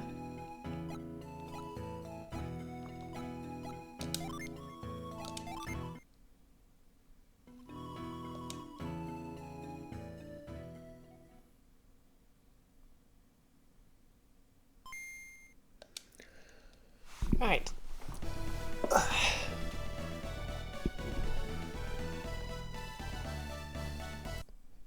Well, it was fun revisiting that.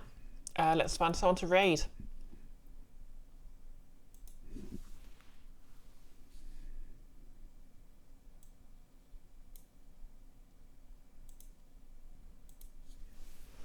You're out. Okay, thanks for dropping by, Maxting. I hope you have a lovely rest of your day.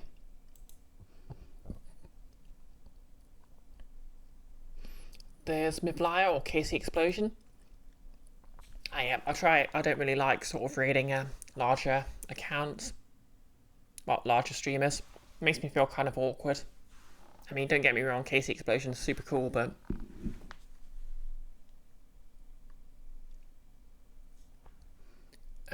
who do I know who's live? We've got the Bunyip Man playing No Man's Sky. He's good people.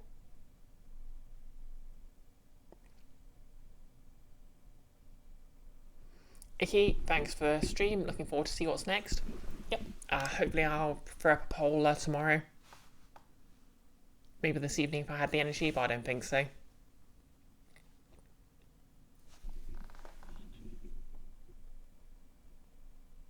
Oh yeah, Graf turns out to be a pro incarnation of the lead. He's trying to take over the lead's body after awakening one of his dormant personalities and power. Okay. Yep, I guess we're raiding the Bunyip Man because I don't really recognise anyone else.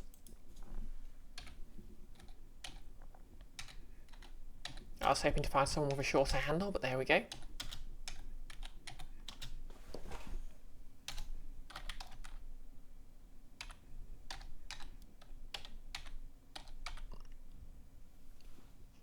Okay, the Bunyip Man. Okay, nailed it. So yeah, tomorrow I'll be on Nick's channel. I'll just give him a quick shout out.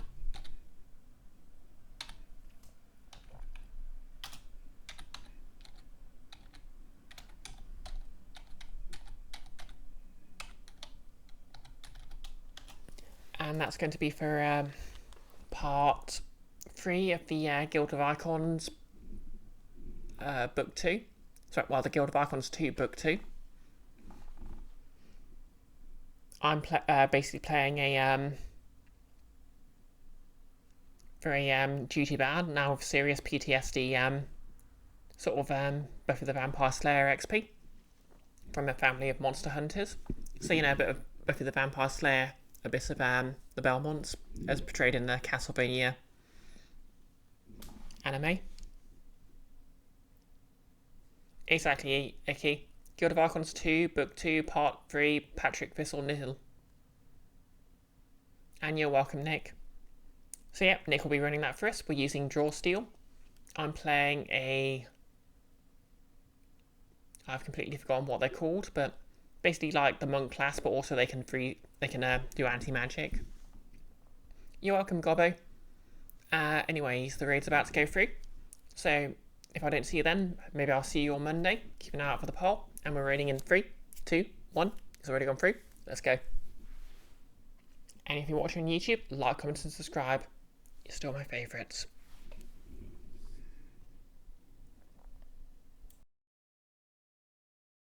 Oh yeah, comments on your opinions of the Golden Sun franchise. Were any of you as disappointed with Dark Dawn as I was?